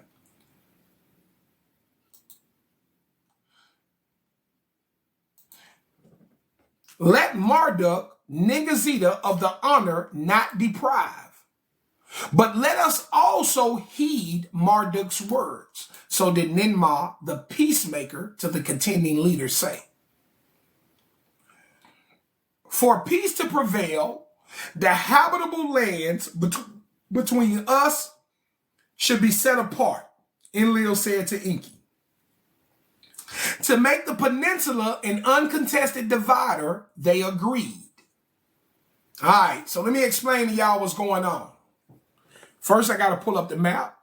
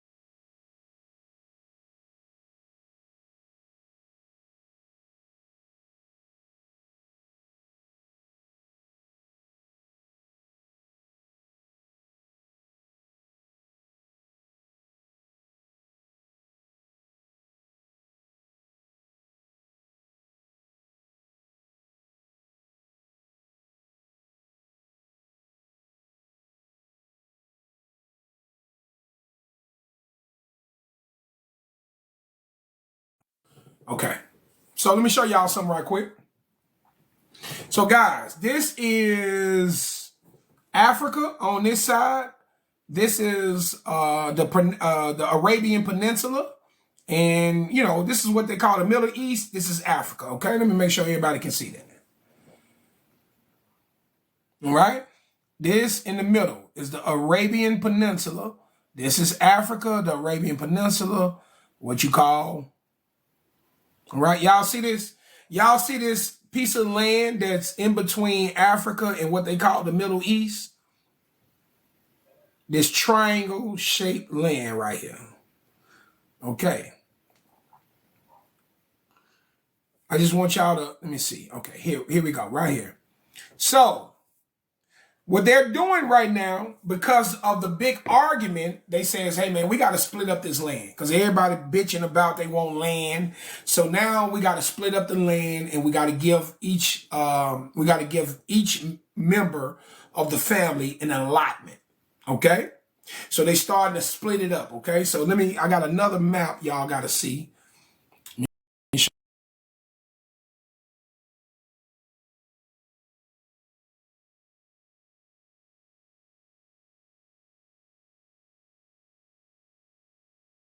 Favorite one right here. Cool. It's much better. Now y'all can clearly see it. This that same landmass I was telling y'all, I was just telling y'all about the Arabian Peninsula. So this is the Arabian Peninsula. As y'all can see, this also shows you that Africa, this is all African land. Here go Africa right here. So if you're walking from Egypt, you walk right into the Arabian Peninsula, right over into what they call the Middle East. In order for the Middle East to be a separate landmass, this body of water would have to completely separate it. And basically, the Arabian Peninsula would have to be gone, and this body of water would have to separate Africa from the Middle East. Do y'all understand that? So now y'all can clearly see that Africa and the Middle East is one landmass.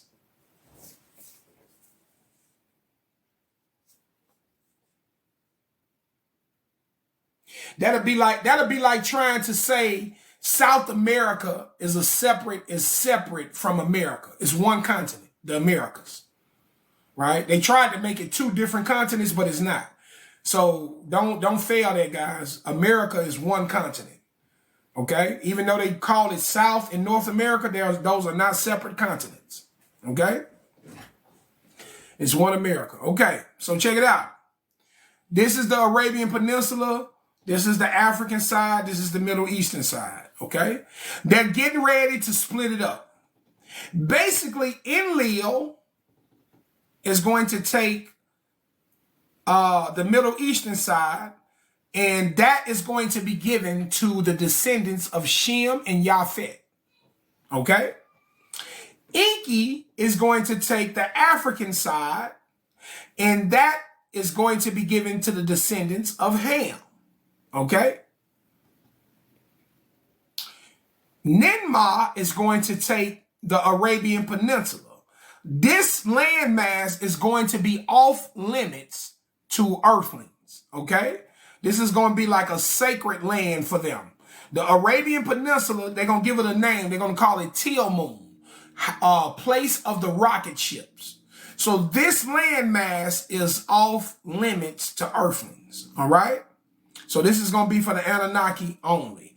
Enlil and Noah's two sons, Shem and Japhet, on this side. Enki and Ham on this side, okay? So let me read so we can understand. To make the peninsula an uncontested divider, they agreed. This is the peninsula, guys. This is the Arabian Peninsula. It divides Africa from the Middle East. So they say that this is the Great Divider. All right? The Arabian Peninsula is the Great Divider. Tilmun, land of the missiles, they named it. This is called Tilmun. To earthlings, it was beyond bounds. It means it was off limits to the earthlings. The habitable lands to the east, to Enlil and his offspring, were set apart. Okay? So Enlil and his sons, hold on.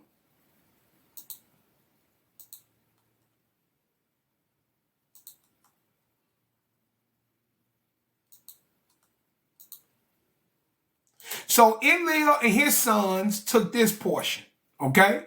So this is Ninurta, Nanar, Ishkur. They all got lands over in what we call the Middle East, okay? For the descendants of two sons of Sesudra, Shem and Japhet, therein to dwell. So this is the land that was given to Shem and Japhet. That's the Middle Eastern lands.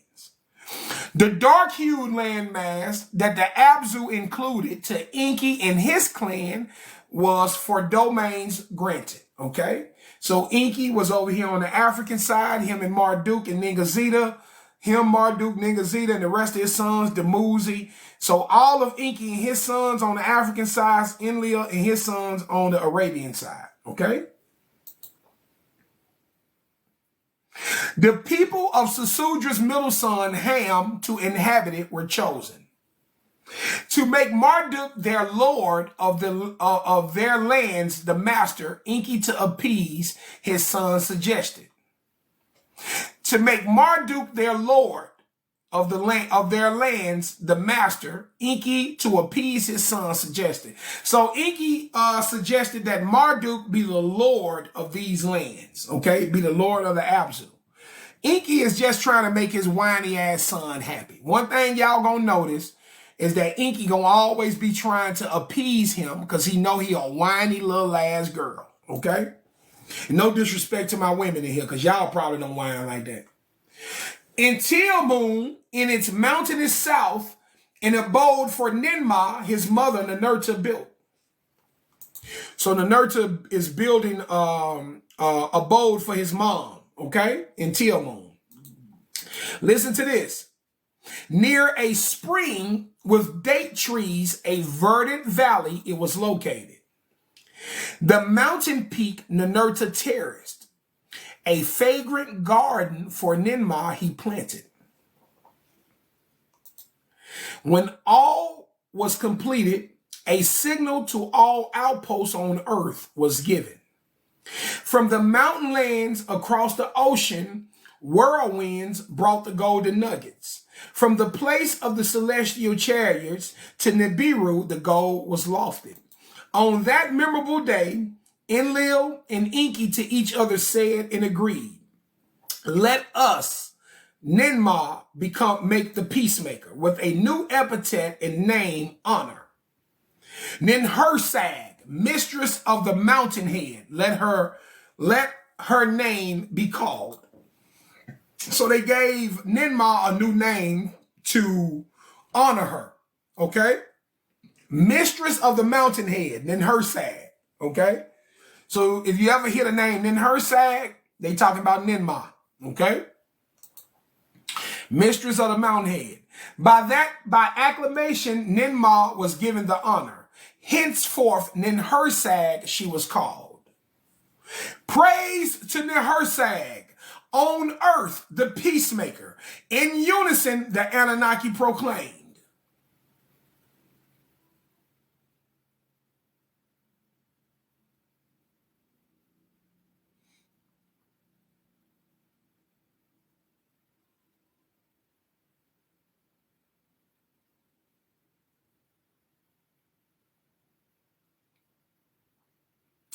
Praise to Ninhursag, on earth the peacemaker. In unison the Anunnaki proclaim. During the first Shar after the deluge, Ninhursag to cool down tempers managed. So this is all happening in the first Shar after the deluge. Okay? So we're talking about going from 10.5 to 7,000 BC. Okay? So this was all being established and set up over that period between 10,500 and 7,000 BC. Okay? Nibiru, with gold to resupply, was over ambitions and rivalries paramount. Slowly, the earth to teem with life returned, with the seeds of life by Enki preserved. What by itself survived was augmented on land and in air and waters. Most precious of all, the Anunnaki discovered were mankind's own remnants. As in bygone days, when the primitive workers were created, the Anunnaki few and strained for civilized workers now clamored. By the time the first Shar after the deluge was completed, the peaceful truth by an unexpected occurrence was shattered. Not between Marduk and the Nurta, not between Enki and the Enlil clans was the eruption. When Marduk's own sons by the Igigi abetted, was tranquility broken. When Marduk and Sarpenya, their sons and daughters on Mars, outweighed the deluge, the two sons, Asar and Satu, that's Osiris and Seth, okay, to the daughters of Shamgaz, the Igigi leader, took a liking. Okay, so here we go. Let me show y'all where we at. Now, we one Shar after the deluge. Humans have proliferated again. We got a good group of humans out here moving around, okay? Plant life, everything's starting to be back to normal, okay? But now, some shit finna happen. Some real shit.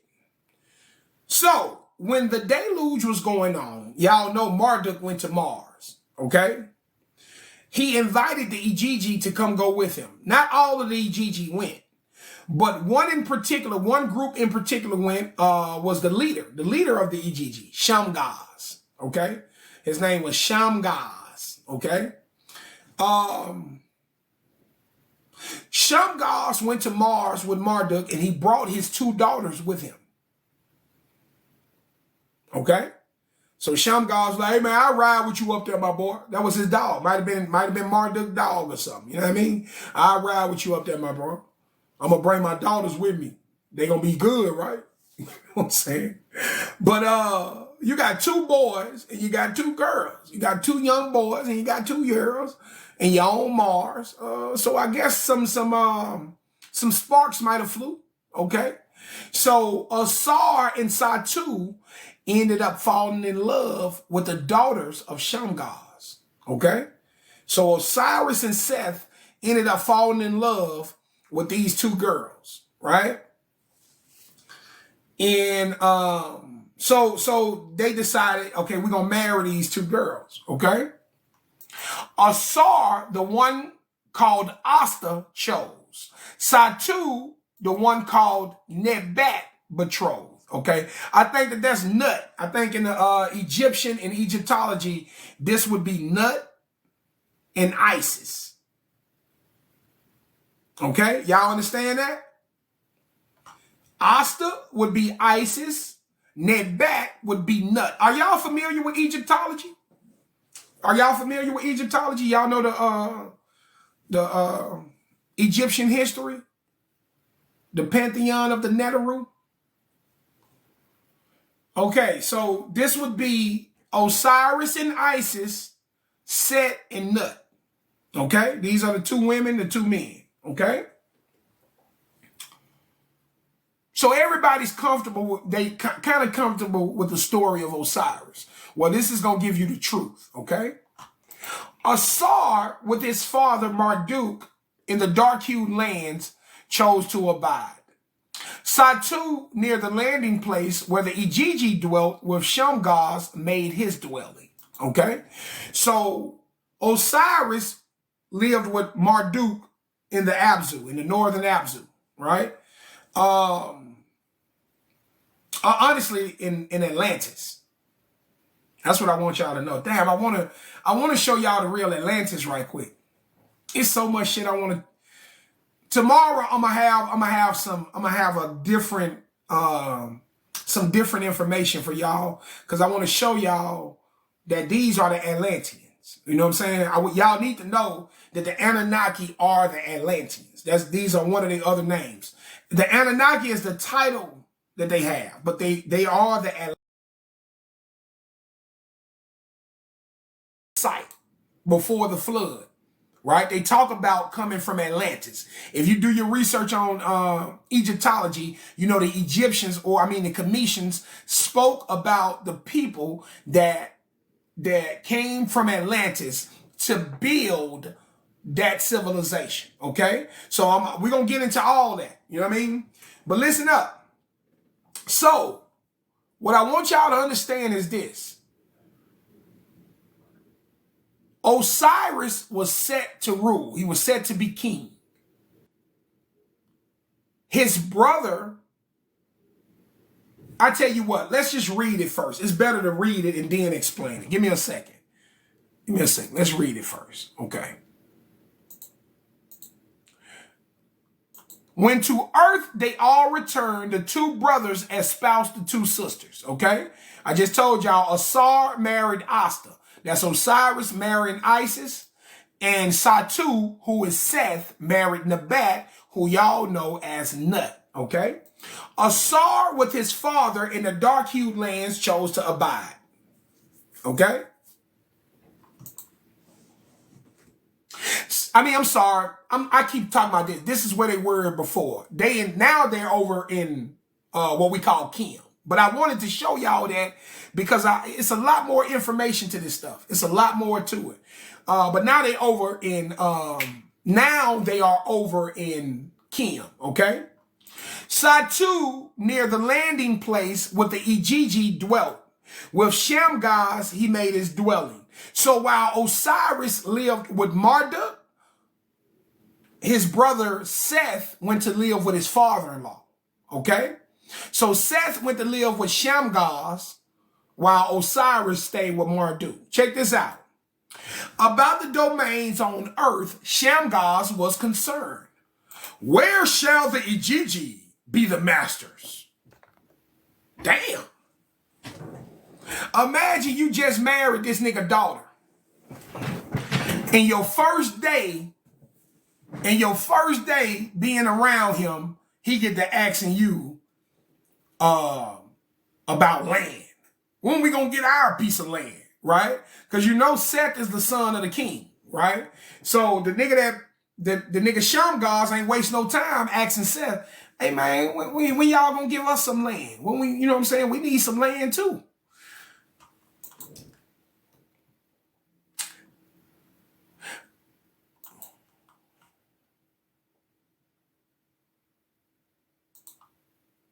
About the domains on earth was Shamgaz concerned. Where shall the Igigi be the masters? So did Shamgaz incite the other Igigi. Of that, Nabat to Satu spoke daily. Now his old lady is in his ear. So not only do he got the father pressuring him about land, now the nigga new wife. You know what I'm saying? If I was him, I'd be looking for a divorce. My nigga, you ain't been married but 30 minutes and this girl already in your ear asking you about land from your family.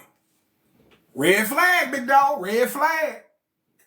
By staying with his father, Asar, who is Osiris, the successor alone shall be. The fertile lands he will inherit. Okay? So this is Seth. Seth is telling his father-in-law and his new wife, hey man, my brother gonna inherit them lands, not me. Okay? I ain't got no money. Y'all married the broke one. You know what I'm saying? So Shamgaz and his daughter Nabat to Satu day after day asked him relentlessly about the land. Okay? My boy Seth supposed to smack something at this point. So every day they worrying the shit out of him. The man that already told them, hey, that's my brother's land. He the firstborn. He's going to inherit that, not me. But they steady pressing him every day, asking him about the land. How the succession in the hands of Satu alone to retain father and daughter schemed. Come on, listen to this shit. This nigga done married into a finesse. He done married a girl that's working with her father to finesse his brother. I want y'all to let that sizzle a little bit. Seth married a girl that's working with her father to betray his brother. It's crazy. Wait till y'all find out that Set is the actual Satan. Satan. The underlay for the overplay. Show you right, King Pig. On an auspicious day, they made a banquet. Igigi and Anunnaki, they invited. Osiris, unsuspecting to celebrate with his brother, also came. He ain't thinking nothing wrong, right? So all of a sudden, Nebat and Satu decide to throw a banquet, okay? And they invite all the Anunnaki, they invite Asar, okay? Nebat, his spouse's sister, prepared the tables. Footstools she also set.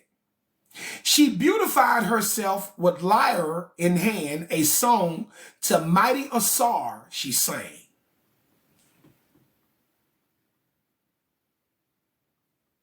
Hold on now, I know damn well you ain't up here singing to my brother. I know goddamn well you ain't made yourself look cute and jumped on my brother's lap singing to him. Happy birthday, Mr. President. That's how she in there. She in there like Marilyn Monroe. She in there acting a fool. She beautified herself with lyre in hand, a song to mighty Asar she sang. Acting a fool. She must be drunk. She must be drunk. She just sat up in there and drank that yak and then got beside herself. Satu, before him, choice roast meat cut. With a salted knife for him fatlings he served. What the fuck is a salted knife? Get me one. Do they got it on the TikTok shop? What the hell is a salted knife? I want a salted knife. They got me. I'm going to have to go look for a salted knife now. Wonder if the Anunnaki got some on Temu. Satu, before him, choice roast meat cut. With salted knife for him fatlings he served. Shamgaz in a large goblet, new wine to Asar offered. An admixture for him he made. I smell trouble. I smell trouble. All of a sudden, Shamgaz over here making fucking punch and shit. Hey man, nigga don't know Shamgaz like that to be making his own punch. What you mean, dog? You done made your own punch? What's going on here? So Shamgaz, I can't even trust no nigga named Shamgaz. An admixture for him he made. All right, admixture, all right. Finna slip that boy a whole goddamn fentanyl.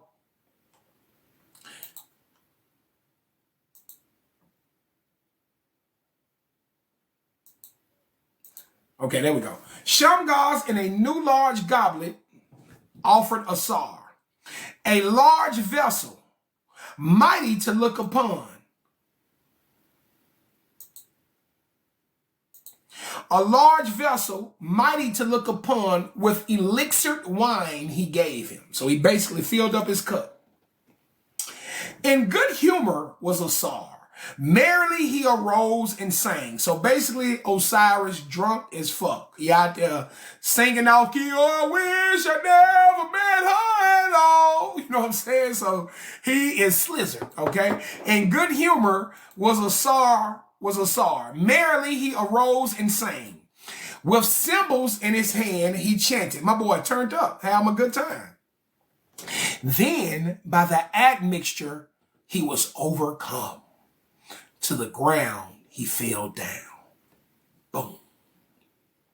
Goddamn Mickey kicked in, bro. So they just slept my boy Mickey. I told y'all, man, this Anunnaki shit is treacherous. Ratchet, treacherous, erotic. Everything you want, you're going to get it in this Anunnaki story. We ain't even got to Freaky Il Nana yet. Ooh, y'all don't know. Let us for a sound sleep take him.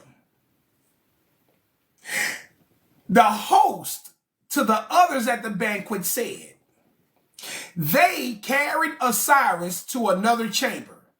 In a coffin, they laid him. The coffin with tight seals, they closed. Into the sea, they threw it. Damn, got my boy. Trey Dub, I'm going to put it together, Trey Dub. That's where I'm going. I'll put that on everything I love, my dog. I swear to God, I'm trying to do something. I got a series of books I'm working on. If I line up with the right people, I'm going to be able to bring this Anunnaki thing to the screen. Ain't nobody going to be able to do it like me. Don't nobody know these characters like I know them. Ain't nobody going to be able to do it like me. I got to be the one to do it. We speaking it into existence now. But they got our dog Osiris. They got my boy Osiris. Fuck! They just slipped my dog a Mickey. That's why you can't be too quick, man, to accept invitations from people. You got to be careful.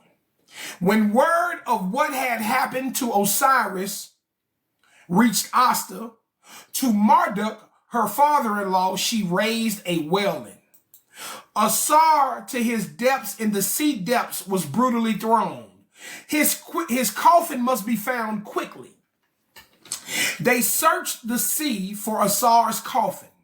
By the shores of the dark-hued land was it found. Inside, the stiff body of Asar lay. From his nostrils, the breath of life departed. So, the Anunnaki got the technology to bring somebody from the brinks of death. They can revive life. They got the ability. They got the medicinal ability and the technological ability. But he's been dead too long. Okay? So in order for them to do that, they got to catch you. Like if you've been dead 30 minutes to an hour, they can bring you back. But if you've been if you've been gone too long, they can't bring you back. All right? Marduk, his clothes rent. On his forehead, he put ash. Y'all done heard of that before, right? Ain't that a religious custom? And which group does that as a religious custom? The ash on the forehead.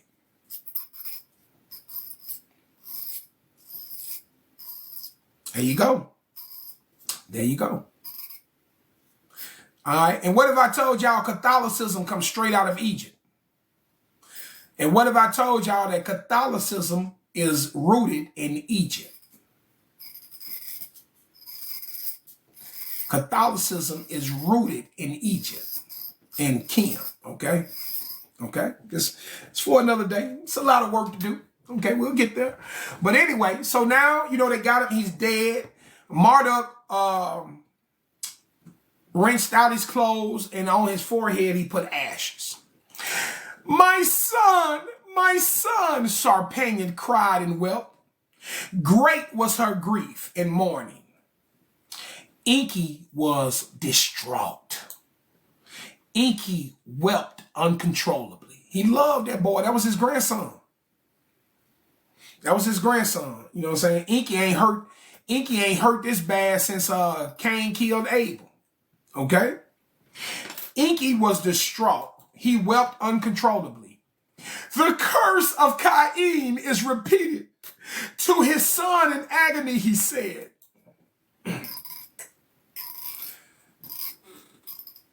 Isis to a high heavens raised a wailing. Now I'm using the name Isis because y'all recognize the names, but I'm here to tell y'all, Isis is Osiris is the name that the Greeks gave these people. Okay? Their name is Asta and Asar. Okay? Those are their African names. The Greek names is Osiris and Isis. Okay? Asta to high heavens a wailing raised. To Marduk for revenge, she made an appear. Satu must meet his death. By your own seed, a successor, let me conceive. So she went to Marduk and asked Marduk, because she sit on that penis and make a baby by his seed. Now, I know if you hear that, you'll be weirded out. But the way it is with the Anunnaki, you know what I'm saying? They don't, it's all about bloodline. So she didn't get to make a baby with Osiris. Okay? She didn't get to make a baby with Osiris. So she said, listen, I want to have a child, so my child can be the heir to the throne. Because this is all about keeping the kingship, okay? So she goes to Marduk and she asks Marduk to put his seed inside of her, okay? Let by your name, his name be remembered. So the lineage surviving. Yeah, royal blood. She wants the lineage to continue.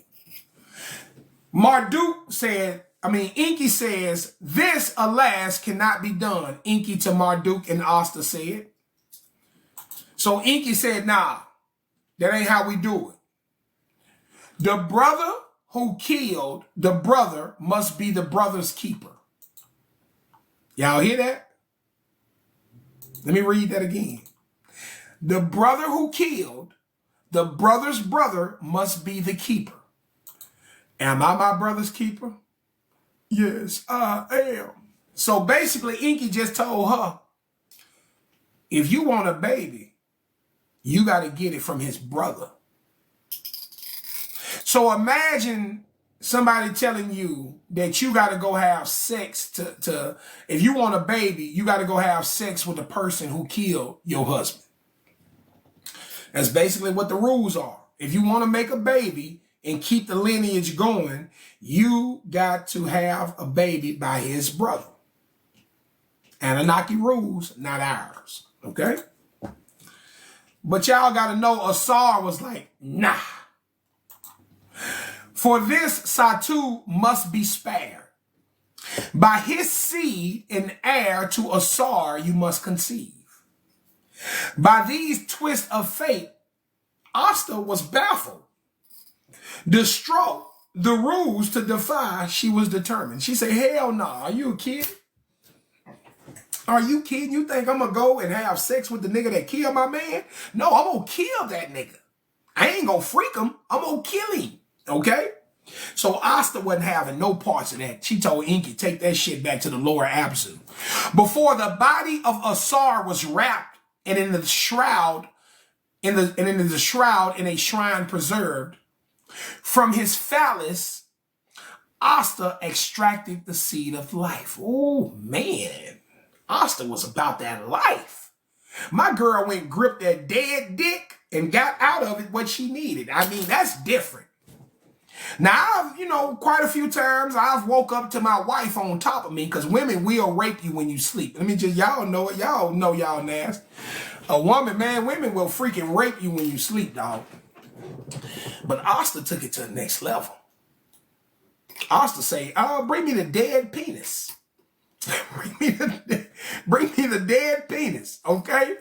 So yeah, she got some life out that thing. she got some life out that thing, okay? From his phallus, Asta, the life seed of Asar, extracted. With it, Asta impregnated herself, an heir and avenger for Osiris to be born. Okay, so this is the story of Horus. Okay, we all know about Horus, right? Put a 1 in the chat if you know about Horus of Egypt.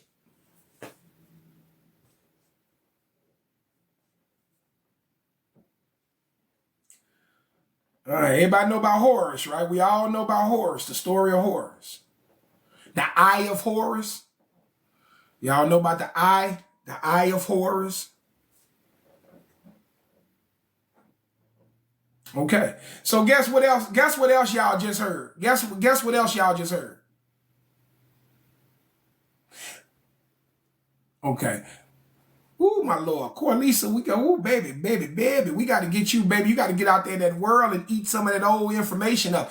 A lot of this stuff, Corlisa, is from stuff that we learned just from society. Like society taught us about Egypt. Society taught us about Osiris and Isis and all of these people. We learned that shit just from common society. Now, I'm starting to piece the puzzle together to get the true story of what happened in Egypt. See what I'm saying? So a lot of this stuff we get just from common society. You know what I mean? So, you know, okay, well, you for that, you got to just go study Egyptology. You know what I'm saying? But Horus, being the son of Osiris, this is the first story of the Immaculate Conception. This is the first version of the Immaculate Conception. A lot of people think that Jesus's story was the first Immaculate Conception. Jesus, that ain't even real. His Immaculate Conception story ain't even real because there was no Jesus. That was Yahshua. And Yahshua's story is completely different. The story of Yahshua is coming up after the course, okay? So y'all gonna get that too. So the Immaculate Conception, this was the first version of it. Now, many different civilizations told this story, okay? But the birth of Horus is an Immaculate Conception, all right? And so that was the original Holy Trinity: Osiris, Isis, and Horus. Osiris, yeah, I said that right. Osiris, Isis, Horus. That was the original Holy Trinity, okay? But we'll get into that at another time. I just want y'all to know the story of Jesus is not a one-off. It existed thousands of years before that time period. Many different civilizations told this story, okay? I got the research on that too if y'all want to check that out. So she was able to impregnate herself from the seed of Osiris phallus, okay? So she wanted to conceive an heir to avenge Osiris, okay? She wanted to have a son that will avenge the death of his father, okay?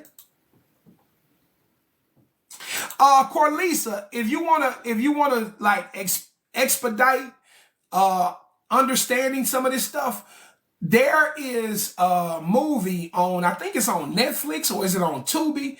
It's called The Gods of Egypt. Okay? Go watch that. See if that should be helpful to you. It's you go watch it. It's a movie. Of course, white folks can put themselves in it, but don't worry about the white folks. But just go watch The Gods of Egypt and you will be able to see some of these characters. Some of these characters will pop off the screen to you and you will get a kind of an understanding. And I ain't gonna lie, it's kind of hard to understand this information if you don't have that base knowledge. Because to understand the Anunnaki story, you have to have a base knowledge in Egyptology and American history. You got to have you got to have your information on Mesoamerican, and you got to have information on Egyptology. So it's going to be real hard to understand this Anunnaki thing if you don't have that, okay? But I appreciate you trying to do your best, my love. I appreciate you trying to do your best. To Enki and his sons, to Marduk and his brothers, Satu delivered the word. The sole heir and Marduk's successor, I am. Of the land of the two narrows, I will be the master. Nigga that killed his brother. And now he out here popping shit. Before the Anunnaki Council, Asta refuted the claim. With Osiris heir, I am with child. Among the river's bulrushes, she hid with the child. The wrath of Satu she was avoiding. Don't that sound like how, what's her name, had to hide with Jesus because of King Herod? Huh? Give me a 1 in the chat if you agree. Don't y'all remember King Herod was looking for the baby Jesus? Come on now. It's the same story. It's the same story. You just learning today that this is where this come from. That's where it come from, guys. The King Herod shit didn't happen. This is the King Herod. Man, wait till I show y'all that Set is where you get the name Satan. Satan. Satan. Set, S-E-T-E-N, Set-on. He's the real Set-on. All right? We'll get there. We gonna get there. That's why you got to tap in, man. It's a lot of knowledge, man. It's a lot of shit. But you got to be tapped in. And you got to be in here consistently to get it. Okay? So, among the river's bulrushes with the child she hid. The wrath of Satu she was avoiding. Horon she called the boy. Okay? So she say his name was Horon. We say Horus. Horon she called the boy. To be his father's avenger, she raised him. Satu by this was disconcerted. Shamgas from ambitions did not retreat. From earth year to earth year, the Igigi and their offspring from the landing place spread. Unto the borders of Tiamun and Hersag's sacred region, they moved closer. So let me go back and pull up a map.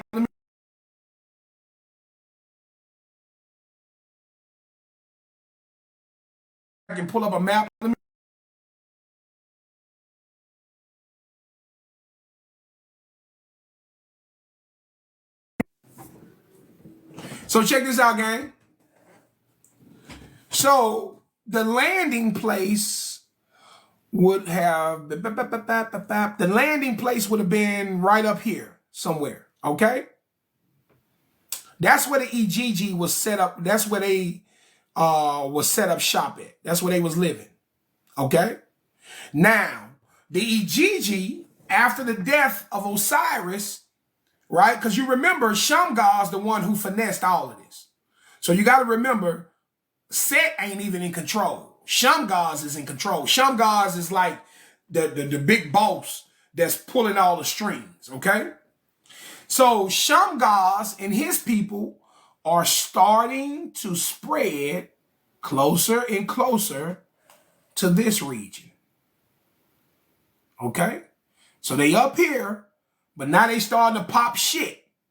And these Igigi starting to spread down into this land. They starting to come down into somebody else's hood. All right? Don't come in my hood, dog. From earth year to earth year, the Igigi and their offspring from the landing place spread it.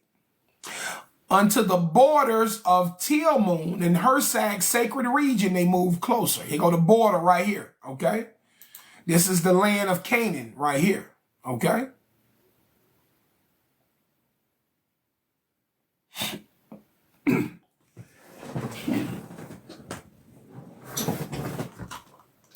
To overrun the place of the celestial chariots, the Igigi and their earthlings threatened.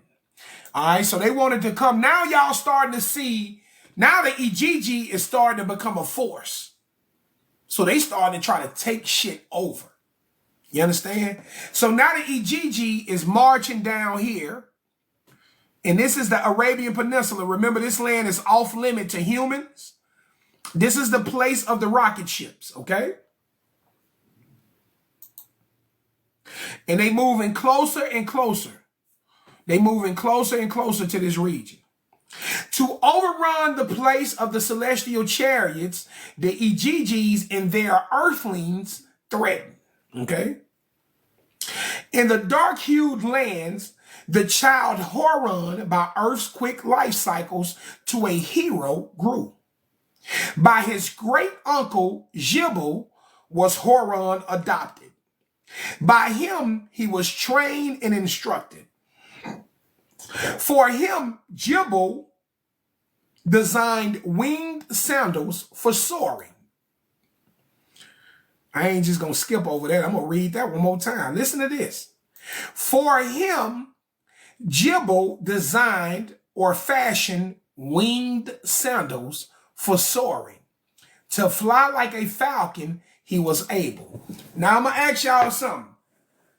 There's a character in Greek history that wears winged sandals. What is his name?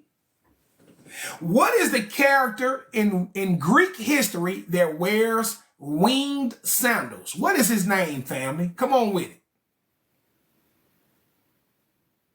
I already know y'all know. Anybody can answer. Whoever want to answer. Who is the character? Come on with it. Hermes. Not Hercules, my brother. Hercules. Now Hermes. Hermes, okay? Mercury. Yeah, exactly. Okay? Right? And see, look, y'all don't even peep it. It's a reason they call him Mercury. The reason they call him Mercury, because you got to remember, the Anunnaki named all of the celestial bodies. All of the celestial bodies were named for the Anunnaki. Okay? So the Greeks, again, came down into Kim and they studied. And when they decided to build their civilization, they gave him the name Hermes. Okay? So, Hermes was Horus. Now, didn't Chief Cuttah tell y'all yesterday that all of the Greek gods are the Egyptian Netiru? Give me a 1 in the chat if you remember I said that. Didn't I tell y'all that? Didn't I tell y'all yesterday that all of the Greek gods are the Egyptian Neteru? Okay? It went from Babylon to Kim, Nubia, to Greek. Just gave it to you just then. So now you know. Okay? Hermes is Horus. And you're going to figure out the rest of them as we go as well. Okay? For him, Jibble, a divine harpoon, its arrows, bolts of missiles were. In the highlands of the south did him the arts of metals and smithing teach. The secret of a metal called iron, Jibble to Horon revealed. From it, weapons Horon made. From loyal earthlings, he raised an army. To challenge Satu, the Igigi northward across land and river, they marched. Here you go. Across land, and here's the river. Okay? To challenge Satu, across land and river, they marched.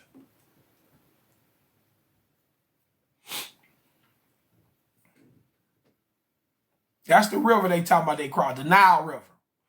They crossed land and river. That's the Nile.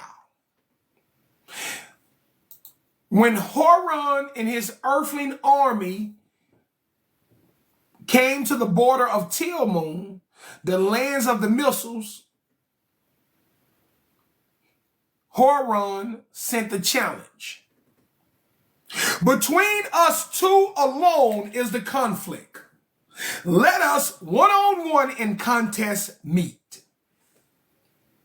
In the skies above Tilmun, Satu in his whirlwind for combat awaited Horon. Let me stop right here. Guys, y'all need to know that this is the first of 3 pyramid wars. Okay? Now, I know that in our time, we've had World War I, we've had World War II, and God forbid, we might be walking into World War III, okay? But this is a repeat of history because they fought 3 major wars. This is the first major war. This is the first major pyramid war, okay? When Horus toward him like a falcon sword, a poisoned dart at Satu he shot. Like a scorpion sting, Horus fell. When Asta saw this, she cried to the heavens. For Ningazita, she cried out. From his celestial boat, Ningazita came down. To save the hero for his mother, he came. With magic powers, Ningazita, the poison to benevolent blood converted. So Ningazita saved his life. Basically, whatever that poison dart was, he was able to clean the blood and get him back to life. Okay. By morning was Horus healed. From the dead he was returned. So he returned him from the dead. Okay, so he was basically dead.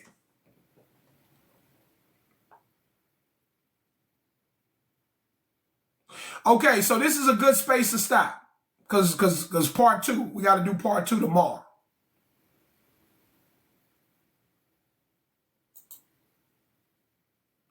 We're going to do part 2 tomorrow. Okay? So we're going to stop right here. Oh, 11:11 on the East Coast. Shout out to all my folks on the East Coast. Getting them 11:11 vibes, man. We just passed up the 10:10 portal. Check it out. So we have begun the first pyramid war, a battle between Seth and Horus. Okay? Like I say, always take some time and go look into some of this stuff. If you're not familiar with it, just pull it up. Just Google it. Go Google the battle of Seth and Horus. Google any Egyptology information so you'll get a better understanding of what we're dealing with. But tomorrow when we return, we're gonna deal with the culmination of this battle, part 2 of this battle. So part 1, Seth won part 1, but my boy Horus coming back. They done brought my boy Horus back from the dead. Okay? So he coming back. All right?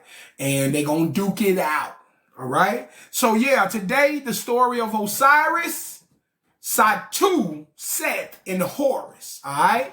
Tomorrow, the culmination of Pyramid 1. All right, Pyramid War 1. All right, I hope everybody enjoying themselves. I hope you was able to take you some notes. I hope you learned some things, okay? This education is ongoing, guys, okay? It's not, don't think that I'm going to just leave y'all out here. We're going to keep building on this information. Some of these days, I'm not going to read. I'm just going to explain information, okay? So we got some classes coming up that's going to be where I'm just explaining information. So we're going to make it, I'm going to bring it home. I'm going to bring it home for y'all, okay?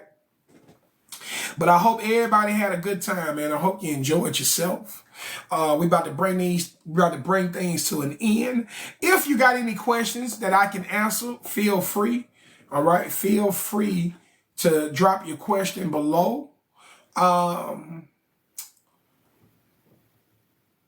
What else?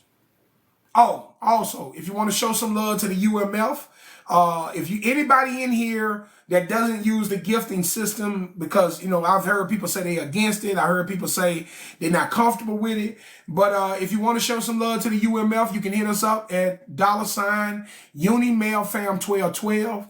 If you decide to donate any portion, please leave your TikTok profile name in the memo section so Chief can reach out to you and show you some love, okay? Come on, Sin Breezy. Y'all, man, y'all give me the energy to do everything I do, my love. Y'all my friends, man. I love y'all. I ain't got nothing but love for y'all. And I am grateful. When I blow this shit up, when I take this shit on the road and I blow this shit up to the world, y'all gonna always be remembered as the foundation to what it became.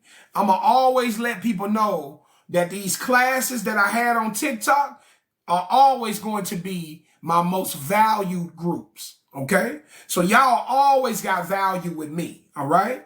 So shout out to the family. Shout out to everybody showing some love. Appreciate you putting it up for me, Ill. I'm gonna bring the tunes in. If you got a question, drop your question. If I can expound, I will. I got a lot of studying to do tonight. And I got to upload last night's class. I haven't uploaded last night's class. The Gods of Egypt. Check that out. Try that out, Corlisa. Gods of Egypt. But it might be some more stuff out there too. But start with that one. And then you'll kind of get an idea of what's going on with what we're talking about. Because like I say, some of this stuff is just like what we got from school and what we got from society. But The Gods of Egypt is a good movie to check out. To get it. And if I find another movie better than that, I'll bring that one to you, okay? Shout out to the family, man. Y'all showed up and showed out. We got the win, all right? Big shout out to my gifting goddesses. They be carrying the team on their back. Gigi be carrying the team on her back, man. Come on, man. My girl G be like the MVP out here. Shout out to Pink. Pink got the team on her back, man. Shout out to Pink, G, Kathy. Come on, man. Kat got the squad on her back. Let's get it. Shout out to all my gifting goddesses, man. Yeah, we already said that. No, that was true. They already said that. Yeah, that's just, I don't know where they get the whole cutting them into 14 pieces and putting them back together shit. That's just some, that's honestly, man, to me, that's just some folklore. You know what I mean? That's just some folklore. That shit ain't even make no sense. Chopping him, that Seth chopped him up. The Anunnaki say he drowned him. I'm gonna do it like this, Trey Dub. I'm gonna do it like this. I'm gonna go with the Anunnaki all day long. I don't fuck with humanity. Everything that humanity said was a lie, turned out to be a lie. I'm gonna go with the people who built the shit. All right? They say that the man was buried in a coffin and pushed into an ocean. Yeah, I swear to God, bro, I trust what the Anunnaki saying over what man say all day. Man out this motherfucker acting like he don't even know what went down. So, yeah, nah, that's just folklore, man. They got a lot of bullshit that they got made up out here. A lot of bullshit. That's just like somebody asked me about Lilith. Somebody was like, what about Lilith? I'm like, man, that shit don't exist, man. All that is made up shit. All them people is made up. That's shit that people made up over time. But I'm going to go with what they say. They say he was dumped in a coffin, and that makes sense to me. Chopping him up and putting him back together, Frankenstein, that's a little too crazy for me. All right?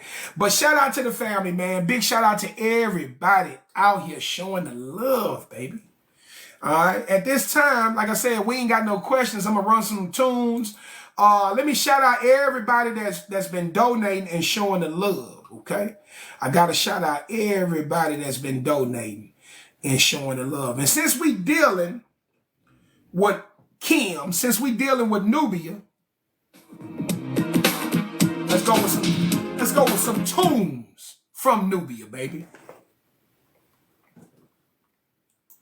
Since we dealing with Nubia.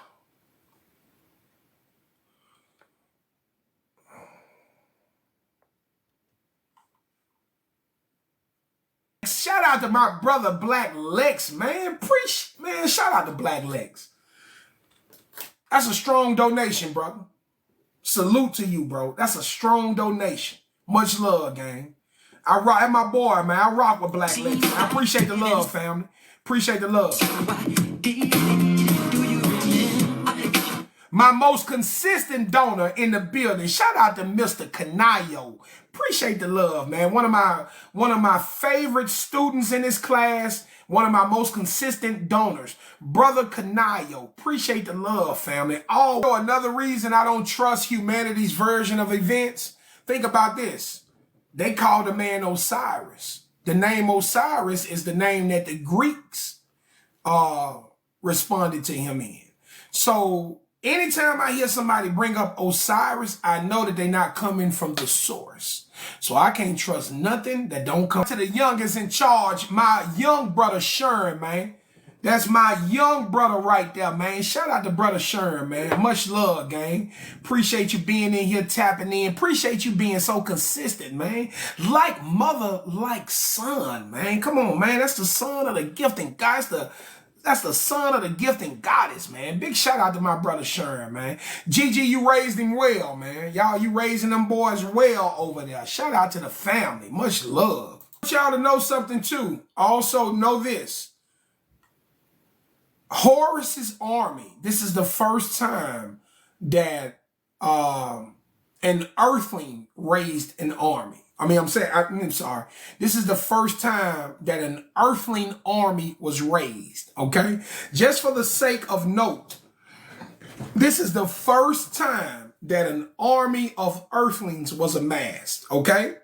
The army that Horus got with him, this is the first time that somebody put together earthlings and taught them how to fight. Okay? So this is where we at? I think we about 7,000. Let me see. Hold on, let me see where we at on the timeline.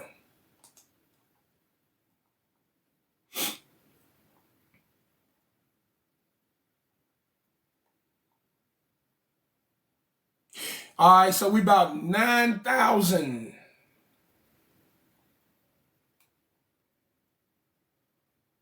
Hold on, no, we not. Okay, 8,970 BC. Okay, the first pyramid war takes place. Horus, having grown into manhood, heads to Tilmoon, land of the missiles, with an army of loyal earthlings. They carry weapons made of iron, a new metal, the secrets of the making which Horon learns from his great uncle Jibble. Okay, y'all hear that? A son of Enki, Horon challenges Seth to a battle in order to avenge the death of his father, Asar, aka Osiris. Satu responds that the fight is between the two of them, and in turn challenges Horon to a personal duel. Okay, so Seth had the Igigi behind him. Horus had the earthlings behind him. When Horus showed up, Seth said, hey man, this shit just between us. We don't need the armies. Okay? And they did it one-on-one. All right? So tomorrow we're going to deal with part 2 of that battle, guys. It's finna get better and better, more and more exciting. Stay tuned. All right? Peace and love.